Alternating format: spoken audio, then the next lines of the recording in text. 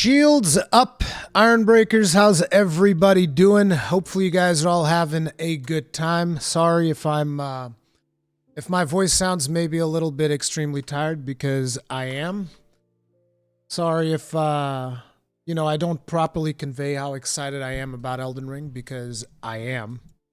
But yeah, like I've been mentioning throughout like the various media posts that I've made in the process of working on my Elden Ring video, it's been a process, all right? Like and I know I'm very privileged. I got to play the game mega early, the closed network test and all that. But it was very taxing. The amount of effort that I put into making that video was very taxing. So do bear with me. How's everybody doing? Also, as you can see, my voice is going. It's been lack of sleep, team. Hi, Ruri. Do you half regret not being able to experience the game 100% fresh at launch now? I always do. Mr. Tummy Giggles, let me explain something to you. If I wasn't a content creator, I wouldn't watch trailers, I wouldn't watch gameplay footage, I wouldn't watch anything about a From Software game. I'd just buy it at launch and play it. That's literally what I would do if I was not a content creator. So, yeah. Kind of like half regret, but at the same time, I got to play the game ahead of everybody else. I got to see what things were like, and I have the privilege to come back and report back to you guys how excited I am about this and how good the game really is. YouTube graphics are downgraded. What's going on? Rest of the moment, just want to pop in. Thank you for the video and the amount. Oh, thank you. Glad you enjoy it. Now, I did see someone, here it is, Mistral Menethiel. The main question is, why do I feel the graphics look worse than Demon Souls Remake? I wanted to address this one first because, there's been a lot of discussion about the graphics of Elden Ring. By the way, this right here is a loop of the 30 minutes of gameplay that I used on my video. So it's like if you've watched my video, you've seen all of this gameplay, because we're only allowed to show you 30 minutes of gameplay right now. But I may refer different parts of this gameplay as we talk about the Elden Ring experience. But anyways, in regards to the visuals, for starters, I personally think the game looks awesome. Does it look better than Demon Souls? I don't know. I haven't played Demon Souls in a while, but I would not expect this to look better than Demon Souls for the sheer fact that this game was initially developed with PlayStation 4 in mind. This game runs on PlayStation 4. Demon Souls Remake does not run on PlayStation 4. So of course there's going to be some concessions that are going. But even still, I don't agree with the, somebody says, oh, game looks bad. Like, no, I think the game looks freaking gorgeous. Gorgeous. And, if anybody disagrees with that, that's fine. It's like, I don't care. But while we're on that topic, I can also talk about the Dark Souls 3 animations. There's going to be more videos where I talk about this with other content creators as well.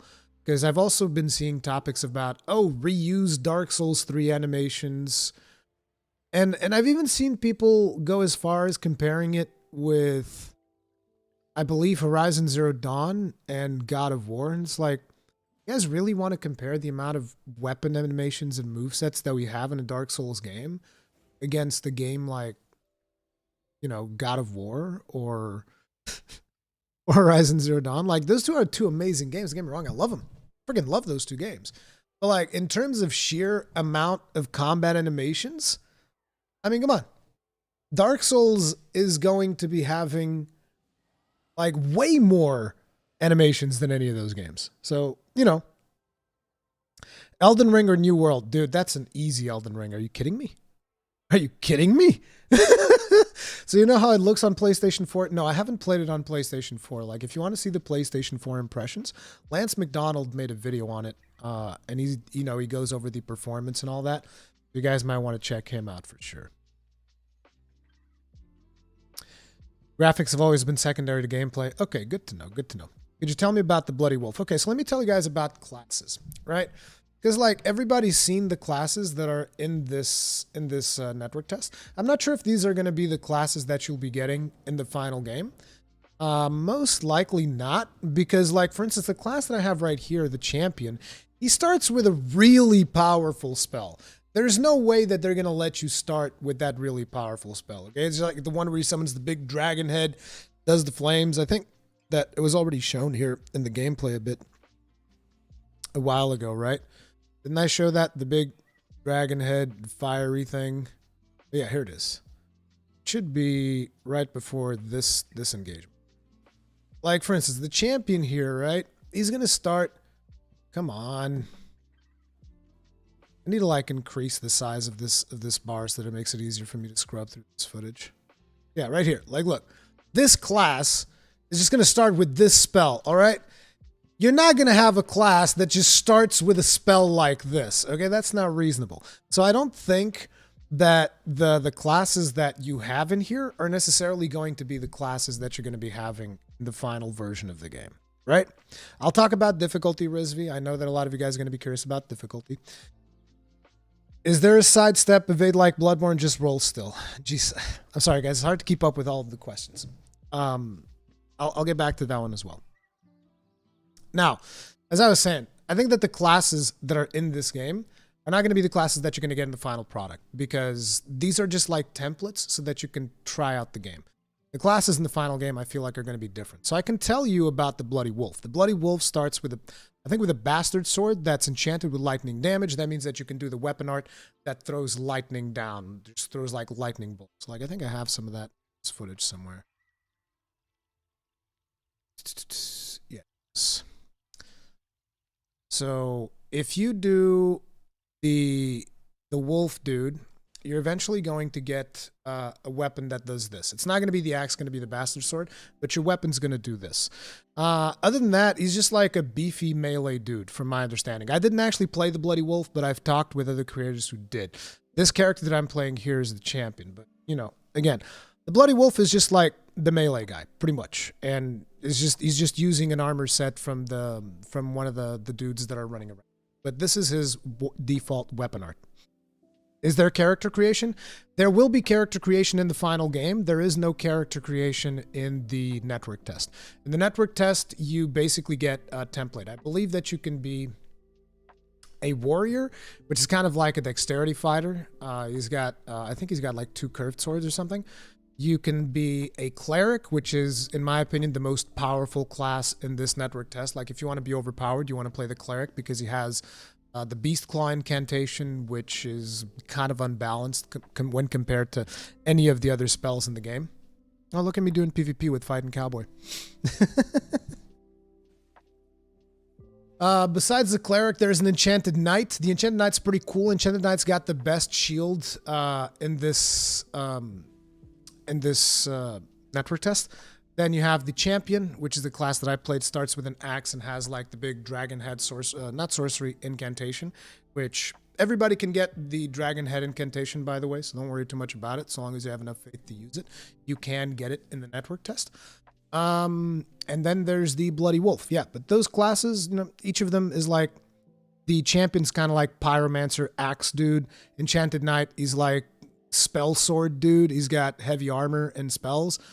The cleric is just healer dude with really beefy damage. And like, look, here's how you can see.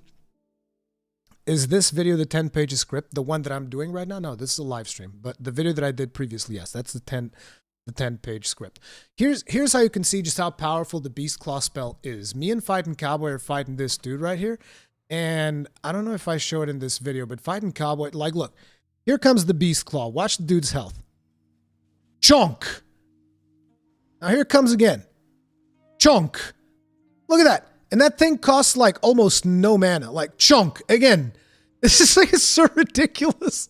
Look how it just destroys this dude. It's not even a problem. But yeah. Also, there's some PvP and whatnot. Yeah, Beast Claw is going to need... Either Beast Claw is nerfed or all the other spells are buffed. Because, like, particularly Sorcery felt very weak. Favorite armor so far? I like the armor from the Bloody Knight. The armor from the Bloody Knight's really cool. This armor that I'm using is from a guy called Ordovis. You find this in a caravan in the closed network test. Is there a lot of loot? Yes, there's a ton of loot. Is it harder than Sekiro? Okay, so let's talk about the difficulty before I forget about it. In terms of difficulty... I think that this network test is not the best indicator of the difficulty that the final game is going to be. And why do I say this? Because the way that it felt to me with the bosses that we had in this network test, which by the way, there were quite a lot. Like, let me show you guys a picture of the map, which I don't have in the other video because I saved like 8 seconds of the other video to show you guys the map here. Wait, what? I know I have the map. Give me a second. Show me the map. There it is. So if you guys see, this is the map of what we have access to, and this map is actually not even like fully. I hadn't even unlocked all of the sites that you can go to. These markings over here, these are sites of grace. These squares over here, these are NPCs that you'll be able to, you know, the NPCs get marked whenever you find them in the map. So you can see there's another NPC over here, another NPC over here. There's sites of lost grace. There's these little things are like the guidance of the sites of grace. So they kind of guide you. As you can see, this side of grace guides you to this side of grace. This side of grace guides you to this one, and this one guides you over there. And these kind of like eventually guide you towards the main boss of this demo. There's like 2 more sites of grace around here somewhere. I think there's one like over here and then another one like close to here. But the reason why I'm talking about the difficulty is, the reason why I'm saying we shouldn't worry too much about difficulty in regards to this test is because, look, to give you guys an idea, there's over 10 hours of content here for an experienced Souls player. An experienced Soul player might take anywhere from 8 to 10 hours to explore everything that is in this network test. And this isn't, I'm not exaggerating, okay? Because I've been in a chat with other content creators that were playing this thing. And like people were on average anywhere between 8 to 10 hours to complete all of this. Again, experienced content creators, all right? So, the difficulty here is like bosses will hit you really hard. Like bosses hit you super hard, but at the same time, they die super easy. So it's like they hit you hard, but you also hit hard. So that's why I'm thinking that the difficulty here is not an accurate representation of what the difficulty is going to be in the final game. It could be, it could not be, but that's the nature of network tests. But that's one of the reasons why I'm not taking it into account too much. What I can tell you in terms of difficulty is that these bosses move fast. These bosses are friggin' fast. Like, here's the main boss, for instance. It's Margaret the Fell. Actually, I can even show you guys the Bloodhound Knight. Although I did abuse the Bloodhound Knight significantly because I used like a really powerful spell. I like chunk his health to half right at the start of the fight. Yeah, see right here? This is the boss's health, and this is a spell that I just used that just chunked his life to half. But like, just look at how fast this dude moves to give you an idea. Look at this. Instantly teleports. I'm trying to get a little bit of drinking in so that I can charge up my katana. This katana's freaking busted, by the way. Just look at how fast this dude moves. He is super fast. And this is like, the reason I'm able to avoid him is because I fought him quite a few times before. So I kind of know what to expect. But just even still, look at how fast this dude moves. He just shreds. And some of the bosses that I fought in dungeons were even faster than this. And then if we look at like Margaret, which I think is the next thing that shows up. I cheesed Margaret a little bit by using a summoning spell, but he's pretty damn fast. Look at this. He's fast and he does a lot of sweeping attacks. You guys like my jellyfish boy? He hit me with the tail there. The thing is, this katana just straight up chunks. This katana's pretty disgusting.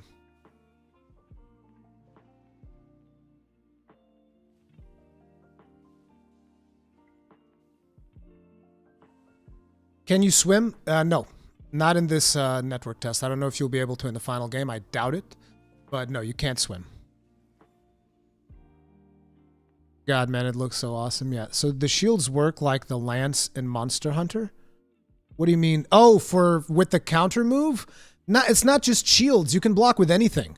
The guard counter can be done with anything. So like if you two-hand a weapon and you block, or, you know, if you do anything that can block, you can do the guard counter. But yes, Power stance? Yes, there is power stance. I can show you power. I think I have power stance gameplay. Yeah, right there. Second. It's going to be immediately after this. You'll get to see power stance. The way that power stance works is basically just equip 2 weapons of the same type. So like you equip 2 straight swords, 2 curved swords, 2 katana, whatever you want. 2 lances, 2 spears, 2 axes. Like there you go. Here you see me with 2 axes, and then you just press L1, and that's it. You do the power stance attacks. Bill Moore, thank you very much for the souls. Tip of the hat. Appreciate support. Not sure how I feel about an open world Souls game. A lot of boss fights are defined by the amount of space you have. Feel like it takes away something. Yeah, you can run away. You can just, like the dragon you got. If you guys remember during the impressions, when they first did the gameplay reveal, I was basically saying, so what if I just mount and leave when they were fighting the dragon? And you can just do that. You can just mount and leave, and the bosses will reset. That's an option.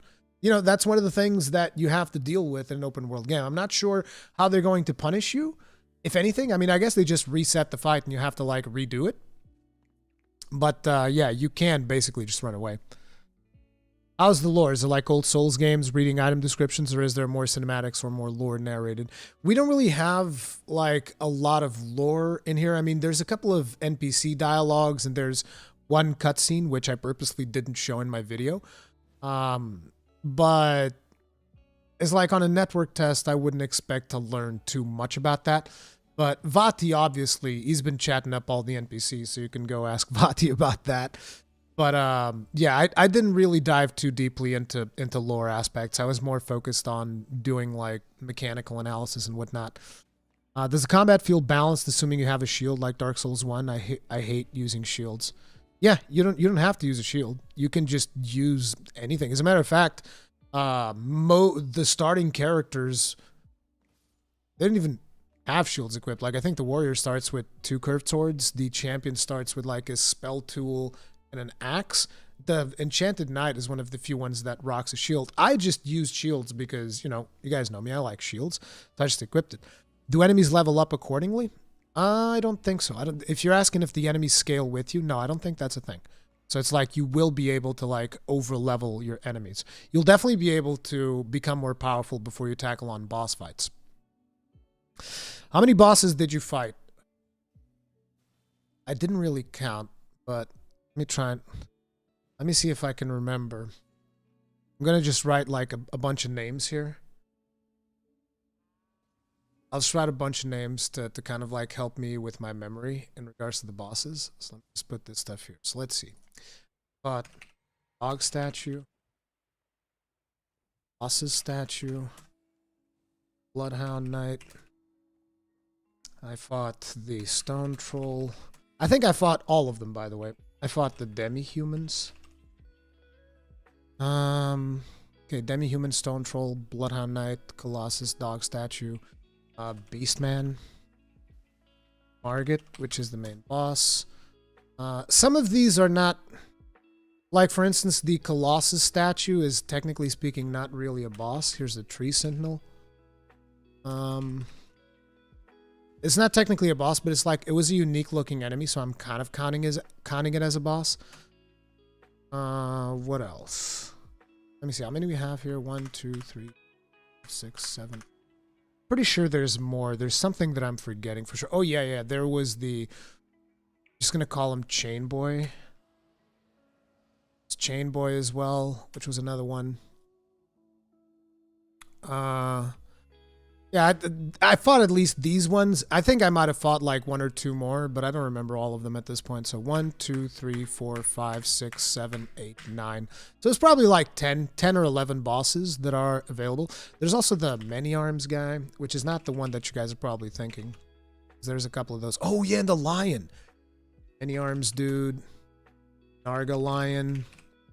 Yeah, it's about anywhere from 10 to like 12 more. Yeah, there's a lot of boss fights. Like I said, guys, if you get into this network test, let me tell you right now, okay? This is a tip from me to you. I mentioned this tip in my video. Here's a tip. You want to follow those sites of Lost Grace until you sit on the 3rd one, okay?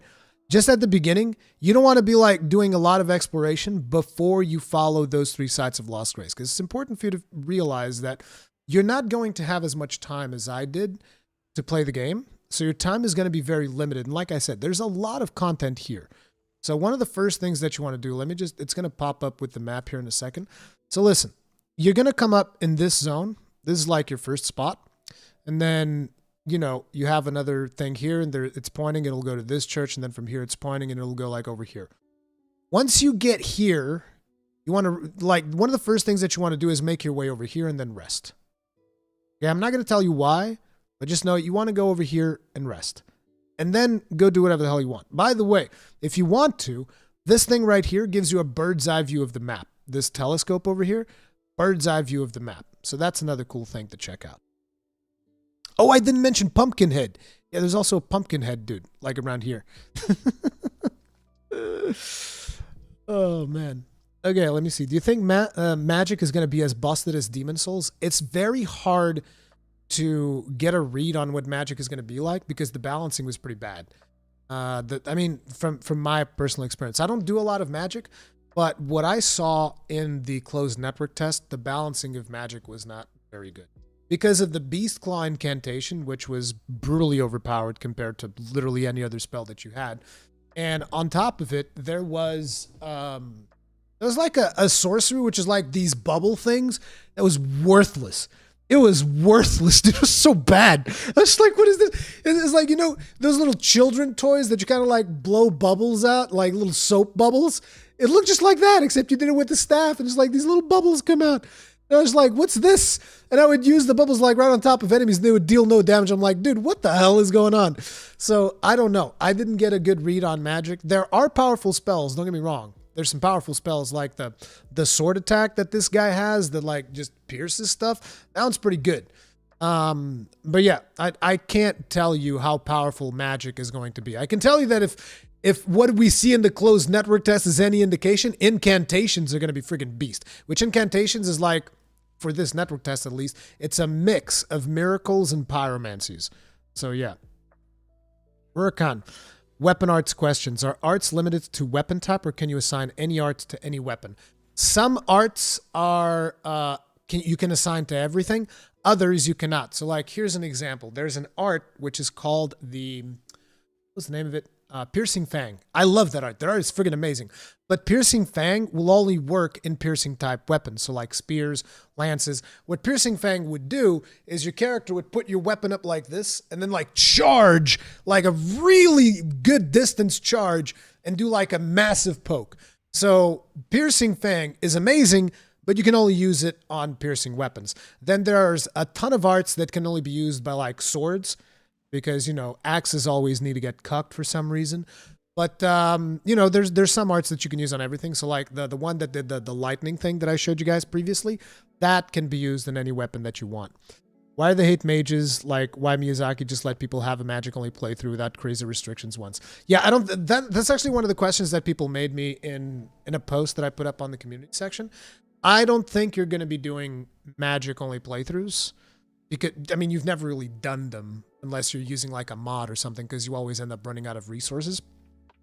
But in the open world, it is more viable to use magic more often on account of the refill flasks mechanic. So the way that things work in the open world is like every time you kill a group of enemies, so like for instance, those crabs that you guys see in the distance, those probably all count as a group. So if you kill all the crabs in that group, you will get flasks refill. I think even this guy counts as a group. Let me just see. Does he? Yeah, he does. You see this special effect after I killed him? How there's like a red aura around my character, like a red and yellow aura. If you pay attention, like look at my flasks right here. You'll see that I have 3 flasks right now. Whereas if we go back, you'll notice that as I was fighting him, I only had 2.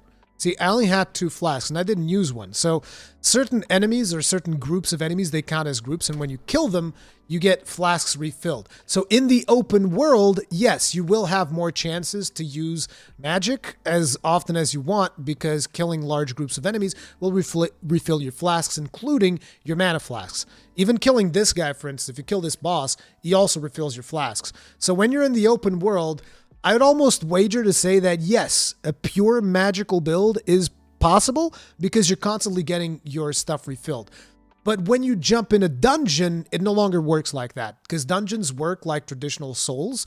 So in there, you have to manage your Estus flasks accordingly, and there's no refill mechanic.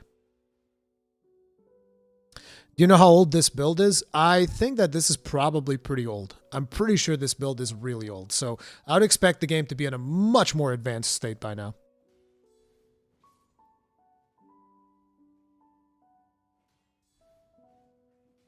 Is Elden difficult as in Dark Souls difficult? Like I said, I don't think that this network test is going to be a good measure of the difficulty of the game because enemies hit you very hard, but I feel like they have very low health, and I think that's on purpose so that people can experiment with the different builds and it makes everything easier.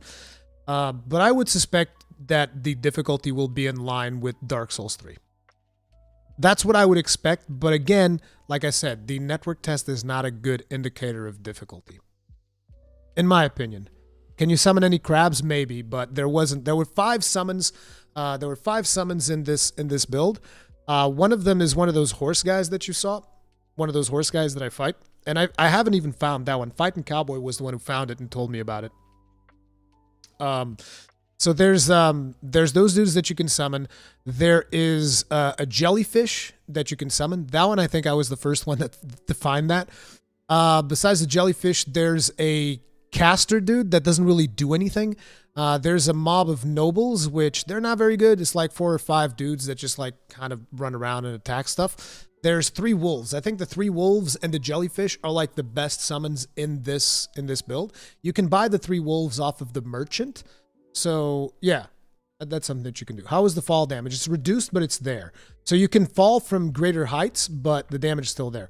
Are there blacksmiths? Does a transpose system exist like create weapon from bosses? Okay, it's too soon for that. We didn't have access to anything like that, so I wouldn't know. I haven't found any blacksmiths. There is a place where you can upgrade your weapons, but it's just an anvil. There's an anvil and a hammer, and you go there and you upgrade your stuff.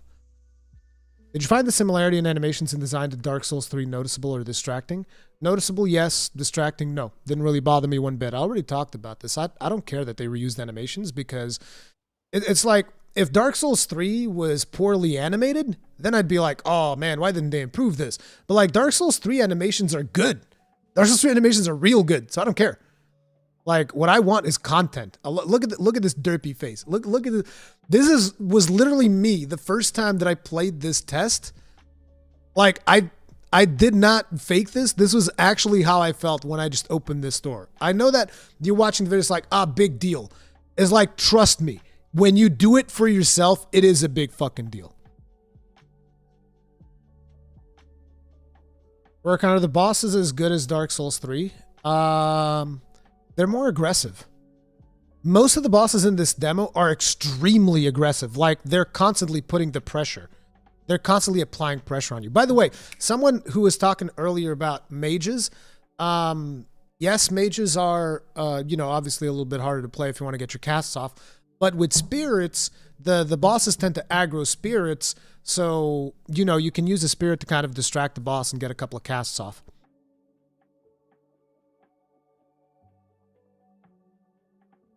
Does the magic system have attunement slots? Yes. They're called memory. I think they're called memory slots or spell memory or whatever. But yes, but I don't know exactly how it works because like an idiot, I hovered over all of the stats to figure out what each stat does. And I have like a description of what every stat does. But I didn't hover my cursor over the spell memory thing. Now, I believe Ouroboros hovered it over the spell memory thing, and he said that you'll unlock additional spell memory as you play the game. So if he's correct, it might not necessarily be tied to a stat. Initially, I suspected it would be attached to the mind stat, but that's not the case, at least not for the network stat, because I pumped mind up to 20, and this character had mind at 9, and all of them had 3 spell slots. Did you notice a lot of phantom range in PvP like Dark Souls 3? I didn't do a whole lot of PvP. I did some PvP, and it's important to mention that since I'm playing from Portugal, I'm going to have a significant amount of latency because everybody else was playing from like US. So yeah, I couldn't tell you. I've seen some hits that I was like, I don't know about that, but it wasn't like the ideal testing conditions for me. How does the horse combat feel? Horse combat is pretty fun. It's something that it's like you're not going to be doing all the time because it's fairly, in terms of melee, it's fairly limited because it's like the way that it goes, once you mount the horse, right? Your right hand weapon basically becomes your main weapon when you're mounted on the horse. Then if you press R1, it attacks to the right side. You press L1, it attacks to the left side of the horse. And then you can press R2 and L2 for charged attacks on either side. That's kind of like how you do horse combat in melee, because you can also cast and shoot arrows, and that is powerful because there's nothing to lose when you're casting from the horse. You're not losing anything so long as your target is in sight. You're gonna shred stuff. Rurikhan, is jumping involved in combat? Yes. And by the way, someone earlier asked if jumping has iframes. Yes. Yes, it does. We're not sure if that's something that's going to be until the end. I tested that with Peeve, and basically Peeve was able to dodge, like we were testing it out with me swinging a greatsword at him, and he was able to dodge every single attack of the greatsword by jumping. Any lance mechanics on the horse? Yes. I mean, it's nothing too special, but basically you can charge the heavy attack on the lance, and it will continuously deal damage. It was actually pretty funny because I don't think I show it here, but there is a thing that you can do where if you're on horseback and you have a lance and you just stand next to an enemy and you hold R2, the enemy just starts taking damage even though you're not like moving the horse, and the enemy just go like, and then the ending of the R2 attack is like a big upward poke, and you just send the enemy flying, which is pretty cool. How big does the map feel? Fucking huge. I have to put the F-bomb in there because it really does feel that big. Do you know any news about that 4-winged electric calling dragon? No. I have no idea what that is. Frame pacing issues on PlayStation 5? Most of the time the game was running 60 FPS, but this is a network test, so they probably didn't add as much polish as they should. I noticed that there were some frame drops when there was heavy rain and you were engaging a lot of enemies at the same time. I definitely noticed the frames drop. Not terrible, like not to unplayable levels, but yeah, they dropped significantly. And I also had a couple of stutters here and there, but I feel like that's just because this is a temporary build. They're not going to be polishing this build like they're going to be polishing the final game. They're not even working on this build. They're working on, you know, the actual final. Rurikhan, did you try the graphical settings from high to performance? No, I only used performance setting.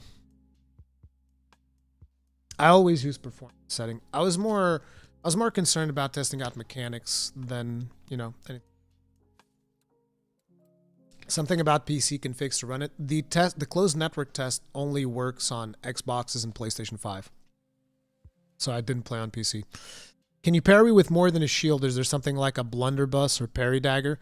There's no blunderbuss in the test. I don't know if there's going to be one in the game. And there was no parry dagger in the game. For parrying, I believe that most people were using the parry buckler.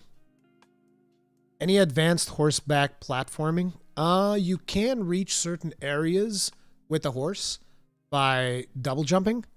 There's a specific area that you can just like jump over a thing where otherwise you would have to do like a long climbing section. But in this demo, there wasn't really anything too specific. Obviously, certain areas are only accessible by the horse because you need to go through the spirit spring stuff. Is it true that equipment load scales off of strength in Elden Ring? Yes. Yes.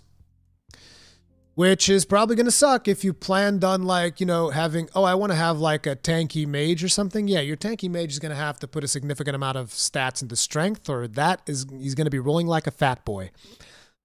Did you run into any Skyrim horse moments? No, but I think Peeve did. I think I was watching like Peeve's stream a little bit earlier, and Peeve had like this thing where one of the horses started spinning around or whatever. The real question, Rui, is if the game has a gun lance. No, not this demo anyway. There might be one. Is power stance a thing? Yes, the man. Power stance is a thing. Basically equip 2 weapons of the same type in your character, and then press L1, and that gives you the power stance attacks. This is your gameplay? Yes, this is my gameplay. This is the 30 minutes that I've selected in order to make my video, so these are the 30 minutes that I can show you guys.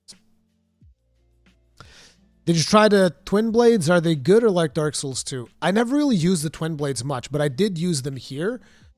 Twin blades are not my thing. I don't know if they're good or not, to be honest. They felt fine.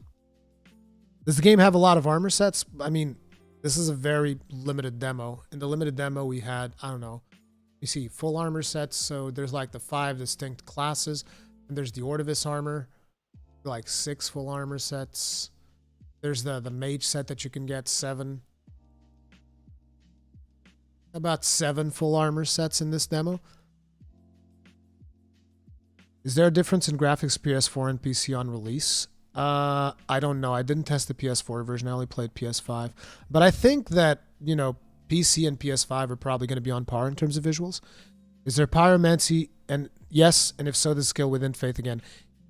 Not within Faith. As far as I can understand, if this... Again, I always have to preface whatever I say by...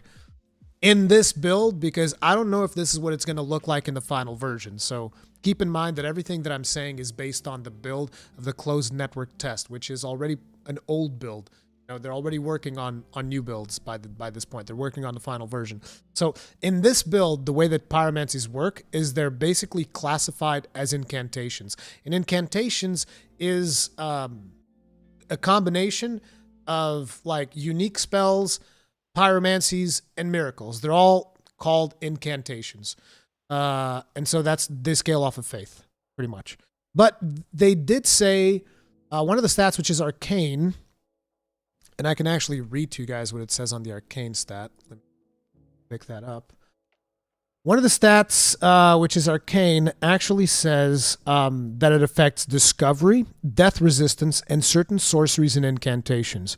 So that means that certain incantations will actually scale off of arcane. So keep that in mind. Although most of them will scale off of Faith. Is stealth affected by the amount of armor or not? I don't know. I didn't do too much stealth. So I don't know. But I think it might be, though. I suspect it might be because I think I noticed being stealthier when I wasn't wearing heavy armor. But again, don't quote me on that. Rurikhan, what you don't like. Okay, so the one thing that I didn't like about this test is it's a very specific thing. And I feel like this is actually something that is going to come back and bite people in the ass a little bit. But it is the way in which you two-hand your weapons. Because you guys know how in Dark Souls and Souls games in general, you just press triangle and boom, you two-hand it. Unless it's Bloodborne. Bloodborne is like L1 or whatever, and then your weapon switches, right? But in Souls, you two-hand your weapon by pressing triangle. In here, it doesn't work like that. Due to the fact that you have a jump button, they put jump on X. So X is no longer the interact button. X is just for jumping. So then they put triangle as the interact button, but not just. Triangle works as a modifier button. So what does this mean? When you hold down triangle, you can then press L1 or R1, and it is going to two-hand your left weapon or your right weapon, depending on which one you want. But obviously there's a problem with this, which is like, say you're standing on top of a blood pool, and you press triangle because you want to like swap from one hand to two hand or vice versa. And what's going to happen is the game is going to trigger the blood pool instead of doing the swap. That's the problem. Rui, did you see Melina? Yeah, I did. From looking at the map that we have seen, there seems to be a lot of water around. Any islands visible off the coastline that could be visited? Yes, there's one in the... There's actually one in the test. Let me show you guys. Let me just put it up to the map again.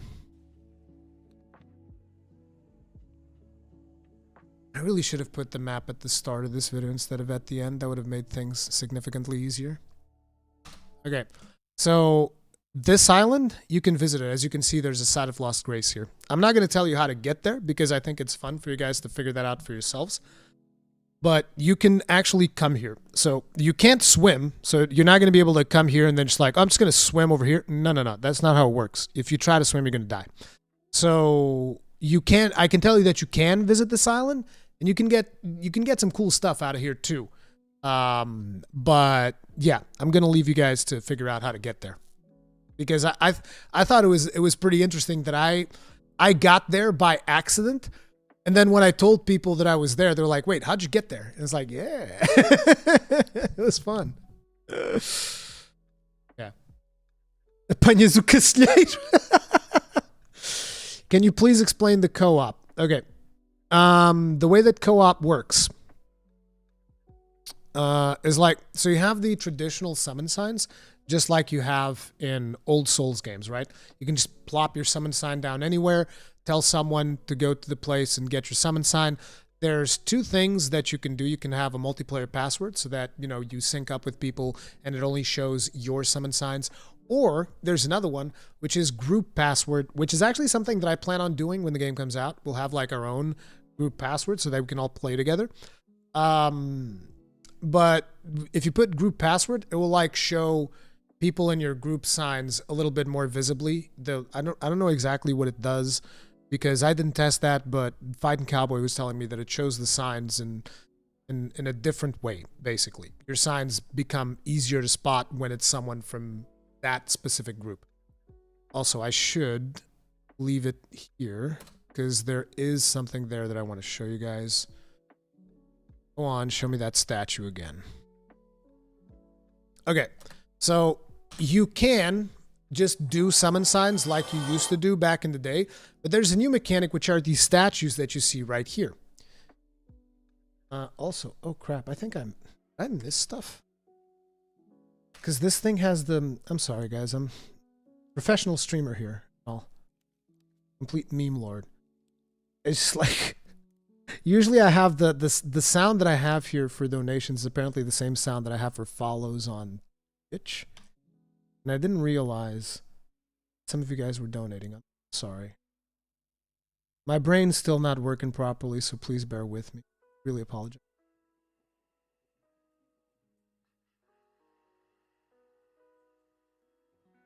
No questions, just wanted to say that I'm excited, can't wait to play this. Okay, well, thank you, Ritsuka Seryoko. Tip of the hat, appreciate the support. Okay, looks like I didn't miss on anything. Good.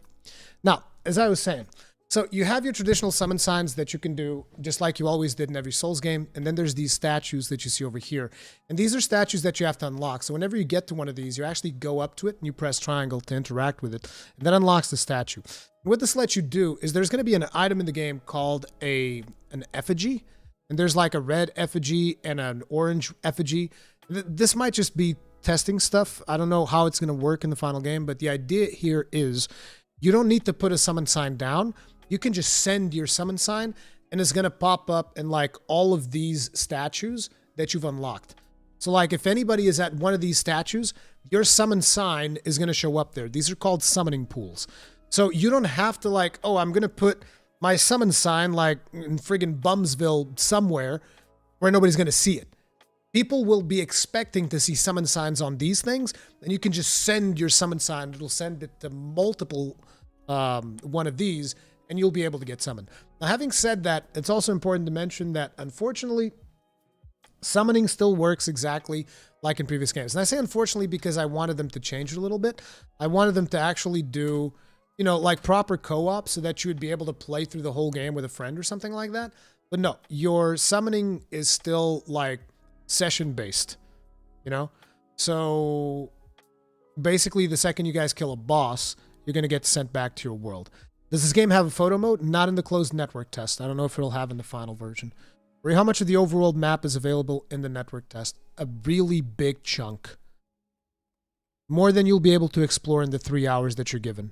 Guaranteed. I guarantee that if you were to like start on one end of the map and just like start running through and try to like imagine just drawing a circle around the whole map, you probably wouldn't be done. Well, maybe you would be done because I mean, yeah, you would be able to do the circle, but you wouldn't be able to see like not even 1/8 of what is in the actual network test. But yeah, that's how co-op works. In the same vein, you can send red signs to summoning pools so that people can summon you for duels and whatnot. And naturally, there's still Invasion. And Invasion actually has a really cool thing that Peeve showed me because I was testing some stuff out with Peeve the other day. Invasion has, invaders get a special item, okay? All of you Red Phantoms out there, get ready to get like really friggin' excited, okay? Because I'm about to blow your minds. So the way that invasions work is you have like this finger item that you use that allows you to invade on other players' worlds. But when you invade somebody else's world, they give you a special item that shows up, and you get 10 uses in that item. I'm not sure if that's going to be the same in the final version, but right now you get 10 uses of that item. And what that item does is it'll teleport you away from, like, say for instance you encounter a gang squad, right? You just like, you zone in and there's like 3 people just waiting to destroy you. You can actually teleport away, regroup, and then go back and attack them again. And it's really, really cool. Like, I was blown away when Peeve did this to me, because he was like, oh, just come and attack me, free shot. And I run at Peeve and I attack him and he just disappears. And I'm like, what? And then suddenly he's like on top of a cliff somewhere. And I'm like, dude, what the hell? It's really cool. It's really cool. Poison effects? Yeah, there's poison. Don't know what to tell you. Do passwords override character level based matchmaking? I believe they do, but I'm not 100% sure. I believe they do. You can co-op open... What about co-op in the open world? You can co-op in the open world, but you can't ride the horse. So if you engage in co-op, you lose access to the horse instantly. Either if you engage in co-op, or if you get invaded, or if anything happens, the moment you enter multiplayer, no more horse.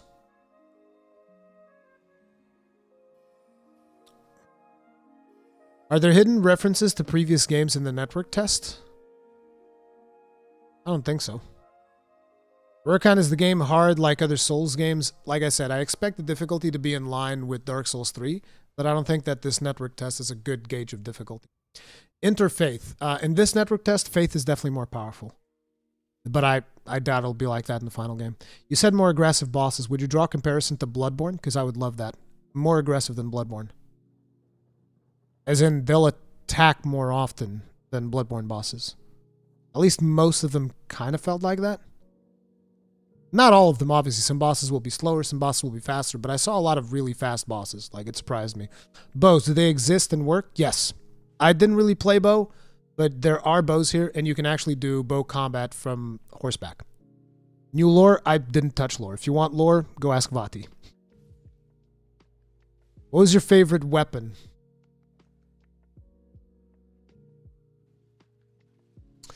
I don't know. I like the lance. The lance is pretty cool with the counter mechanics. But, you know, I'm always going to be biased towards axes, even though axes are nothing special in here. But I don't think I found a weapon that I would say, oh, I really like this one. I liked all of them. Like, there's a weapon that has a really cool special effect, which I'm not sure if you guys noticed, but I'll show you here. I think I used that after the duel thing here. Or did I not? Oh no, I talked about it when I talked about Ashes of War. So here's spell casting. Ashes of War is this one. So the thing should be happening right about now. This one. Check out this weapon. I already did it when you get here. Did you see that shit? Look at that. Look at that Ash of War. Wait. I'm gonna die and then I'm gonna swap the footage. Yeah, look at this Ash of War. Boom! Isn't that cool? That's cool as hell. Oh man! Does the staff catalyst have a melee combo? I didn't test it. I don't think so. It probably has a melee hit. I don't know if it has a melee combo. I'm sorry. I didn't. You guys know me. I don't do a lot of spell casting. I'm sorry. Do enemies in the open world respawn, or are they all unique encounters? They'll respawn when you rest at a site of grace, just like any other Souls game. How does spirit summoning really work? Okay, so you see this symbol over here? This blue symbol over here? Whenever you're in a location that has this blue symbol, that means that you can summon one spirit. You can only ever summon one spirit, and if that spirit dies after you summon it, tough luck. You have to deal with the rest of the encounter without spirits. But, you know, when you get here, you can basically summon any spirit that you want, so long as you have enough mana. Because, you know, summoning spirits costs mana. So, like, if we go to the boss fight, for instance, which was immediately after this. Okay. Second? Okay. So if we go to the boss fight, notice like the first thing, you notice that right here, here's the symbol, and I'm pressing triangle to access the quick menu, because if you hold down triangle, you have access to a different item menu, and if you press triangle and then hold like a D-pad button, you have access to these three things. So this is like the dark sign, so you can go back to your last bonfire thing and lose all of your runes. This is the spectral steed ring. These are things that I put in my quick menu. You can customize this to be whatever you want. And then these are 2 of my summons. Okay? These are 2 of my summons. And so this right here is the wolf summon, and this is the jellyfish summon. So long as I'm here, I have full mana, and then there's the spirit thing. All I have to do is just like press the button, and any of these will get summoned. They're items, basically. And they're not consumables. You keep these items forever. So in this case, you'll see that I'm going to summon the jellyfish. So like, watch. You're going to see the animation. This is the first thing that I do. You see this little box? This is the thing that he uses to summon the spirit. He's going to shake it. Boo! And here's my jellyfish boy. And you can see spirit jellyfish ashes. You can see his health. By the way, they don't expire after a certain time. At least in the demo, they don't. So they just stick around until they die. So, but they do have health, so the bosses will target them and will just like shred them. However, there's healing spells and healing weapon arts. So you can keep them alive. So like you can heal them so that they last longer if you want to. So yeah. A really cool thing about this jellyfish is that it shoots poison. Like that stuff that he's shooting is poison, which is really cool. I really like the jellyfish. Look at him just shooting poison. What a Chad. And you can see that he can take a beating. He can take a bit of a beating. Like, look at the boss. The boss has hit him quite a few times. He's like, yeah, have some more poison, bitch. I think the boss is about to do like a really chunky hit. I think that spirit might even have more health than I do. But yeah, that's exactly how spirits work. And you can summon them like in the open world. You can summon them in dungeons. So long as you're in a location that can be summoned. Yeah. Hello, Rurikhan. How big is the map? I don't know. I mean, like I said, in this network test, there's 10 hours of content. There's plenty of stuff to explore in the map. Even after 10 hours, a lot of us were still finding like some new things that we had missed on. So the map is going to be pretty friggin' big. Did you encounter Alexander the Iron Fist? And why is your new favorite character in Soulsborne? I did not encounter Alexander the Iron Fist. I have no idea who that is. So spirits replace NPC summons like Tarkus, for example. That's what it looks like, but I'm not sure if you'll still be able to summon NPCs despite having the spirits mechanic. I'm not exactly sure how that's going to work. Us PvP in multiplayer co-op. There's a max total of 4 players. So you can have 1 player, 2 co-op partners, and then there's always going to be 1 slot that will be open for PvPers. You can also have like multiple PvPers. You can signal the game that you want to be invaded, but by default, that stuff is turned off. You need an item in order to trigger like multiplayer, in order to enable you to summon additional players and stuff like that. And if you get invaded, they added this functionality in, but I think that this is going to be Covenant functionality. We had it here, I think, specifically for the purpose of them testing the network to see how it was working. But we basically had Way of Blue and Blue Sentinels, which means you could opt in to have Defender Phantoms be summoned into your game whenever you get invaded, and you could opt in to be summoned to help others whenever they were invaded. So yeah. Most important question, did you rage? No. Can you cut tails of the bosses for special weapons? If you can, I don't think it was enabled because Peeve went up against the dragon, and I think he did like 99% of his hits or whatever it was on the dragon's tail, and he wasn't able to chop it. I suspect that that is just not implemented into this test because I believe you will be able to chop tails. I'd be very surprised if you're not able to chop tails. But right now, no. Right now, you can't. Is the game easier? The characters overpowered? Like I said, I don't think that the network test is a good place to gauge difficulty. I would expect the difficulty to be in line with Dark Souls 3. Are dungeons fun or rewarding to go through? Yes. definitely rewarding because dungeons is how you get Ashes of War, which is the stuff that lets you exchange your weapon arts and exchange the scaling on your weapons and all of that stuff. Rurikhan, what was your favorite boss? Margaret? No. Wait, Margaret or the dragon? Oh no, I liked both. I liked Margaret and I liked the dragon. Maybe the dragon.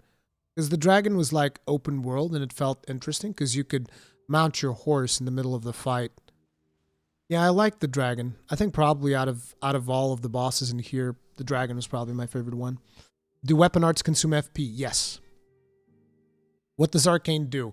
Arcane governs your discoverability, death resistance, which I believe that death is probably like a status ailment similar to curse.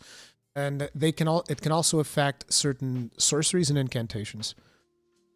Is the red lightning thing a new type of magic? We didn't have access to red lightning thing. Well, that was a spell that kind of has red lightning stuff, but that was just an incantation. So it's kind of like a mixture between a pyromancy and a miracle. And also that the laser eyes thing that we got was had a downfall which would cause madness to your character. Is armor loot cool? Armor looks cool. To clarify my question, Alexander equals potboy. No potboys in this test. Does Poise actually work in this game? See, Poise is a weird question. In PvP, because like, look, these are tests that were made by other content creators. I personally didn't test too much of Poise, but Peeve told me that Poise works in PvP, and Vati, I believe, was saying that Poise does not work in PvE. I myself am questioning if it's even going to be called Poise, because there's a stat description that I have right here, which I'll read for you guys, which is endurance. Endurance affects your stamina, physical defense power, and robustness. And I've been wondering to myself, what the hell is robustness? What the hell is that supposed to mean? I have no idea what robustness is. But I suspect that potentially endurance might have some effect into what we considered Poise before, but this is all highly speculative. I can't really say much about Poise because, like, I believe that it was in the gameplay reveal that they did, there was like the Poise stat. That stat was not in the closed network test that we played. Are there any new status ailments? I mean, madness is kind of like when you already had that in Bloodborne, I feel like, which is essentially frenzy. It works kind of like blood. So I'm not sure I would consider that a new status ailment. Most of the map is filled with water. Is that blocked off to us? How do map fragments work? Okay, map fragments, you pick them up and they basically give you a map. Before you pick up a map fragment, your map is just like, imagine Fog of War. Your map is just full of Fog of War. Now, if you reveal Sites of Grace and whatnot, they show up in your map, but you still see it as Fog of War. So you don't exactly know what that section of the map looks like. After you pick up a map fragment, it just reveals like the terrain features, tells you, okay, here's water, here's land, here's grass, here's this structure, here's this thing. Like, it just fills out your map. That's what map fragments do. You don't need them to look at the map. You don't need them to teleport between different Sites of Grace, but, you know, they're useful for you to identify specific landmarks and stuff like that. Are there alternatives or passive FP regeneration methods? Like I said, besides the replenishing of flasks, no. There's a mechanic that allows you to replenish your flasks, but other than that, there's in this demo, there's nothing that regenerates your FP. Maybe in the final game there'll be like a ring or something, but yeah. Are the plunging attacks in the trailer seems like a weak slash to open the enemy guard only? Is there a way to do more Yes, R2. And then it's going to depend on your weapon. But yes, if you press R2, it's a stronger jumping attack. Unarmed combat says this, there were no fist weapons. But you can do unarmed combat. As a matter of fact, interesting thing, there's no kick. There's no traditional kick. You can't just go like forward R1 and kick somebody. That's not going to work. But if you go to unarmed, then you can use your kick. Your kick is the kick is now the weapon art of when you don't have a weapon equipped, if that makes sense. Work on any sort of home or base for your character? I think there is one, but you can't access it in a closed network test. I think I found it. It's somewhere inside Stormvale Castle, but in the network test, they don't let you access it. Is bow glitch a thing at all? I don't know. I didn't play too much with the bow. Is there pyromancy? Pyromancy is included in a spell type called incantations, which includes miracles, pyromancy, and other types of spells. Does the world feel empty like Zelda Breath of the Wild? I wouldn't say that Breath of the Wild feels empty. And I definitely don't feel like this world feels empty. There's enemy camps, there's NPCs, there's dungeons, there's plenty of stuff for you to do. And as a matter of fact, there's damn it, I lost my train of thought. Brain no worky. Too much time editing that dumb video. Besides the dungeons and all of the stuff that you can do, I believe that there's going to be certain events that are going to be specific to certain areas and certain times of day, because there's now a dynamic day-night cycle. And one of the things that I ran into that's about to pop up here is a Black Knight. And that Black Knight would only spawn in a specific location and at nighttime, which is this. This dude right here only spawns in this area and at nighttime. So I believe that you're going to have to talk to NPCs to figure out where there might be like specific events and stuff like that. But trust me, there's going to be plenty of stuff for you to do in the open world. I personally didn't think it felt like empty, but you know, each their own. Then again, I also don't think that Breath of the Wild feels empty. So yeah. Can I play it in the Netherlands? I'm pretty sure you will be able to. Good question. Are there covenants? I'm pretty sure there will be covenants. There weren't any covenants in the network test, though. How do you feel George R. I'm assuming you mean R.R. Martin, because you said Romuero has impacted this game versus previous Souls games. We don't have a lot of story to go for here. There's not a whole lot that we can learn from a lore perspective, so I can't really say much. But I didn't really feel George R.R. Martin's influence specifically right now. Unarmed combat feels fluid, viable. Did you punch any enemies for science? No, I kicked enemies for science, which, like I said, your unarmed weapon art is the kick. That's the only reason why I would use it.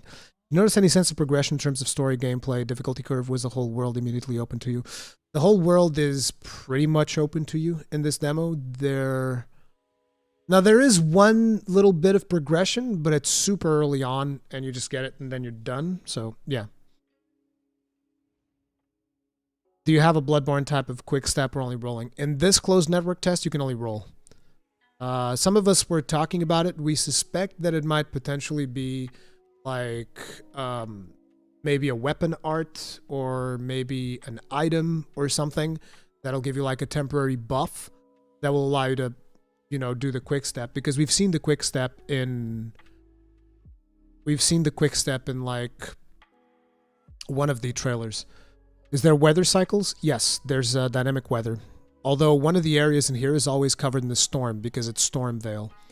What's the performance like? Any FPS drops? In this demo, yes, there will be a couple of FPS drops when there's heavy rain or you're engaging large groups of enemies, particularly when you do both. There were a couple of stutters, but keep in mind, this is not optimized because obviously they're already working on a different version of the game. They're not going to be optimizing this one. What class types are there? What are you playing? In this video, I play like, I think 2 different classes mostly, which is the Enchanted Knight and the Champion. But there is the Enchanted Knight, which is a plate spellcaster. There is the Warrior, which is like a dexterity, dual-wielding dude. There's the Champion, which is axe and pyromancies. And there's the Blood Wolf, I think it was called, which is kind of like all-around melee dude. But classes are just like your base stats, obviously, so yeah. How does material gathering work for the crafting system, and is there auto loot? There is no auto loot in the network test, but you basically just walk over stuff and pick it up. Similar to like if you guys played Ghost of Tsushima, it's very similar to that. You can even just walk past with your horse, just like pick stuff up off the ground, and then you can just like combine it to craft. I didn't really use too much of the crafting system because it was mostly like basic stuff like, oh, here's something to remove poison. Here's something to craft arrows. Here's something to craft sleeping arrows, or I think there might have even been poison arrows that you'd be able to craft. But yeah, it's stuff like that, right? Consumables that you can use quickly. I don't think you could craft like a healing potion, but you could craft stuff to get rid of ailments and stuff like that, and arrows and ranged combat and maybe knives and stuff like that. Yeah. Can you use skills with a bow? I would imagine so. Phil Moore, thank you very much for the souls. Tip of the hat. Appreciate support. I need to start saying thanks for the runes, I guess. You think they'll go the Monster Hunter route for events, have a meeting area to queue up and kill monsters? No. None of that. I mean, there's the summoning pools, but it's not really going to be a Monster Hunter-like experience. Not at all. Was there falling damage like Sekiro or Dark Souls 3? I don't remember what Sekiro was like, but it was definitely, you could fall from much higher than Dark Souls 3 without dying, which can be tricky because sometimes you'll figure, oh, I was able to fall this much last time. I'm going to jump here. It's like, oh, I fell 1 millimeter more and now I'm dead. Did melee feel as flashed out as the magic and spells, etc.? Yes.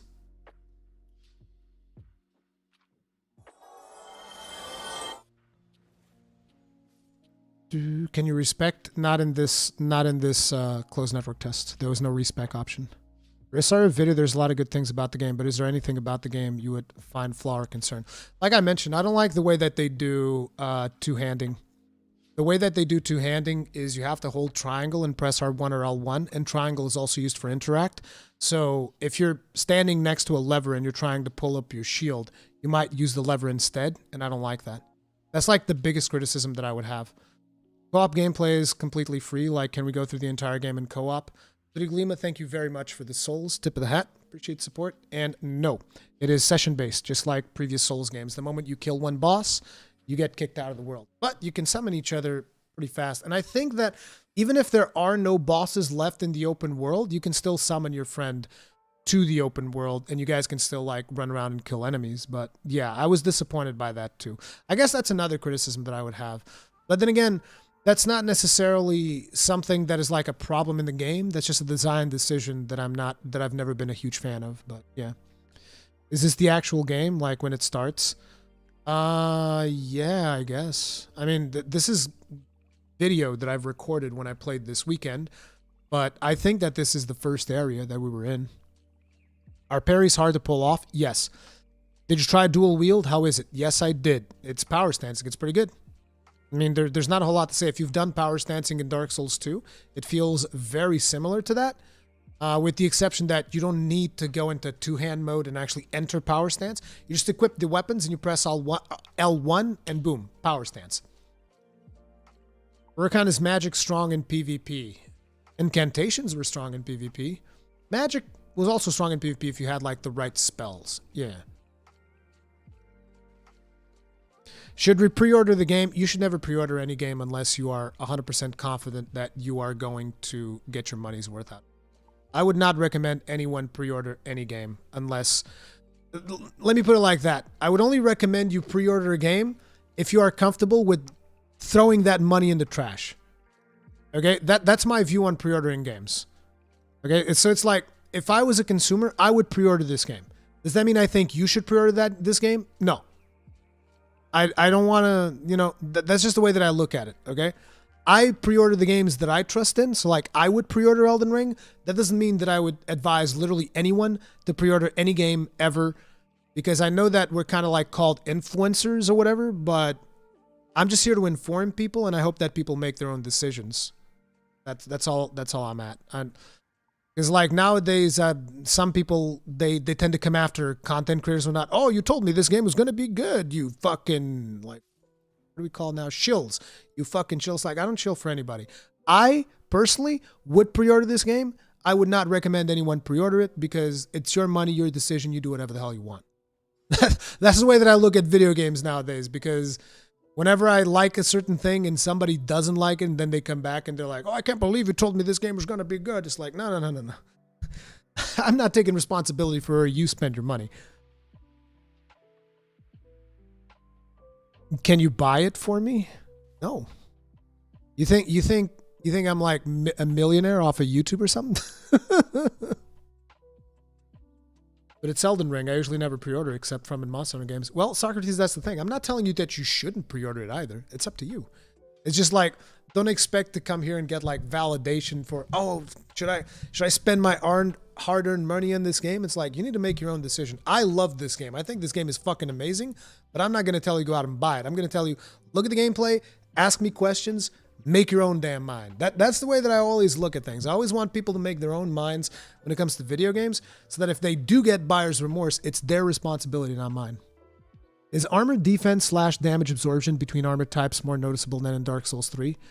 Again, with this test, it's very hard to tell because we can only upgrade weapons up to +3. So our weapons aren't dealing that much damage. And me and Cowboy were testing like naked and with armor. And there was a difference, but it wasn't like super massive. And also we couldn't upgrade the armor. I'm not sure if we will be able to upgrade the armor in the final game or not. So we'll have to see. But I don't know. Rurikhan, how much lube would you recommend to buy together with the game? A bucket. Get a bucket. You're gonna need it. and get a lot of toilet paper too. Get a lot of like Kleenex. You're gonna need that shit. Did you also get some Darksiders 2 vibes from the horse mechanics? No. Personally, no. I was pairing in Elden Ring. It's very similar to what you've done before in Souls. I felt like it was harder. Like I had a tough time pairing, but then again, I've never been particularly good at pairing. So yeah. What did you eat today? Salmon and rice. Did you find a katana? Yes, the katana that is in this build is busted. The katana that's in this build can enchant itself to deal lightning damage and frost damage, and it'll just shred through stuff. Rurikhan, is there any awesome big shields in the test? Only the one that this motherfucker has, but you can't get it. Where's the horse boy? Give me horse boy shield. Only the one that this guy has right here. See? That's a big shield. And not only it's big, that this guy has a mechanic that is so cool, which is like if you start shooting spells at him, he can actually put his shield up and block your spells and reflect them back at you. I was talking to Peeve the other day, and he told me how he was trying to help someone kill this guy, and he had never played the... This is actually funny because Peeve was trying to get me this shield, because I wanted Peeve to bring me the shield from this character to another character that I was playing. So Peeve was about to come into my game, but he got summoned by another player instead. The player needed help to kill this guy. So Peeve goes in. He has no idea what he's doing because he hadn't played the Enchanted Knight, and Peeve doesn't usually do spells. And Peeve just like throws the crappiest spell in the world, which is like this little pebble looking thing. I think it's actually called a pebble, like a glintstone pebble or glintstone something, whatever. It's just like, pew! It's like the tiniest little projectile. And this boss puts up his shield and just like does a reflection thing, and Peeve's little pebble hits the shield, becomes a massive like holy arrow that hits the host and shreds his health. It's like, oh no.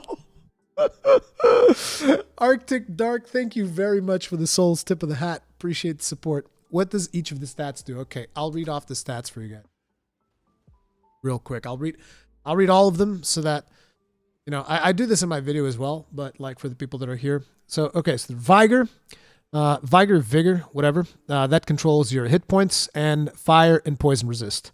There's Mind, which controls your FP, which is your mana, as well as focus-related resistance. We don't exactly know what focus-related resistance is. I'm hypothesizing that it might be some kind of like spell-casting poise, but I'm not sure, so don't get too excited.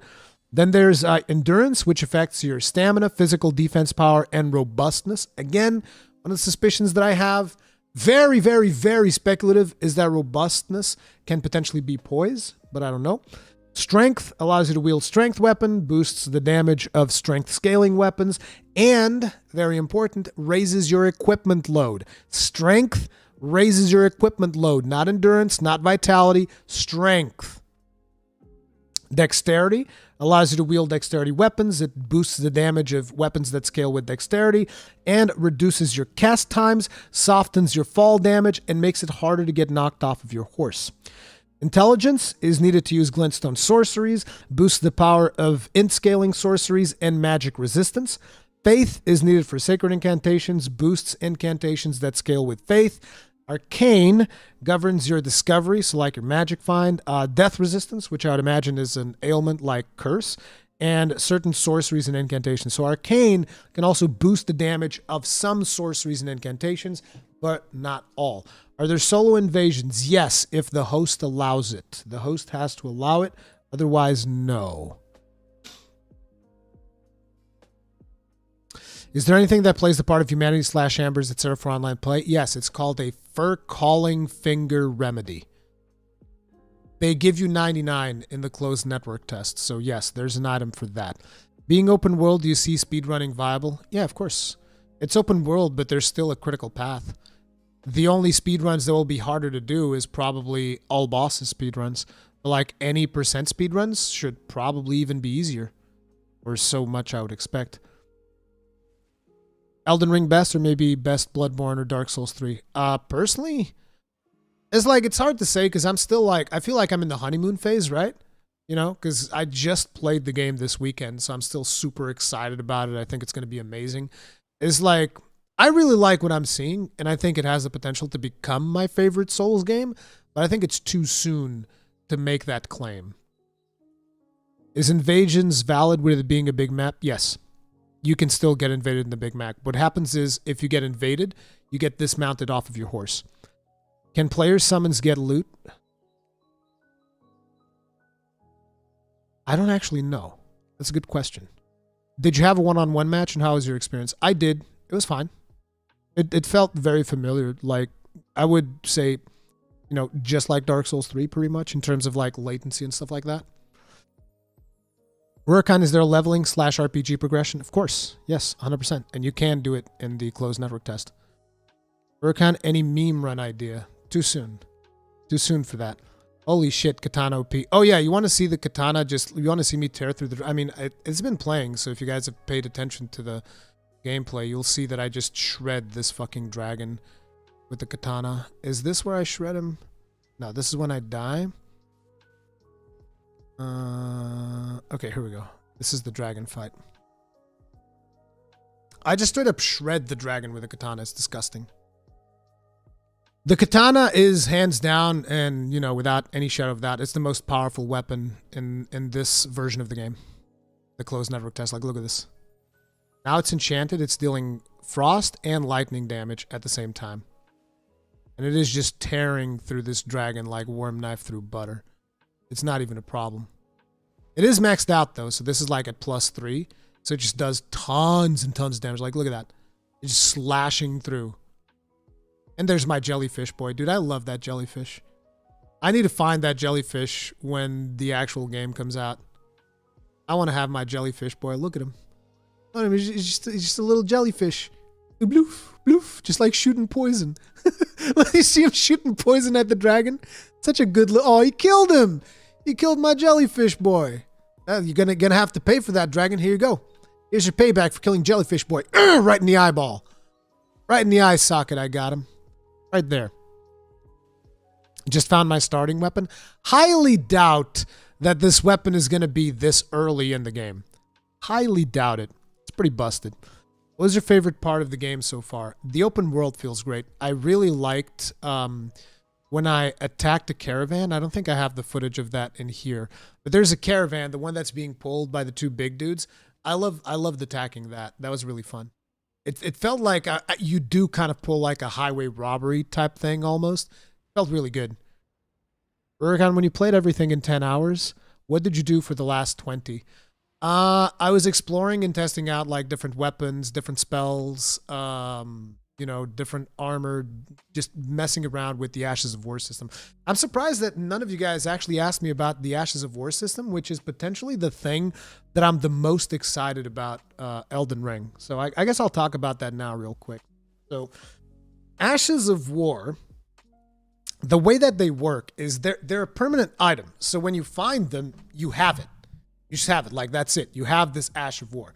And the way that it works is you can apply it to weapons. So you can't apply it to this katana because this is like a special katana, right? Think of this katana almost like a boss weapon.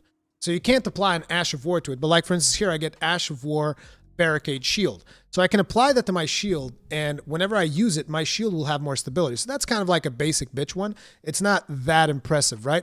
But like, there's Ashes of War, for instance. If we go here, you see this attack right here that my character just did on the boss.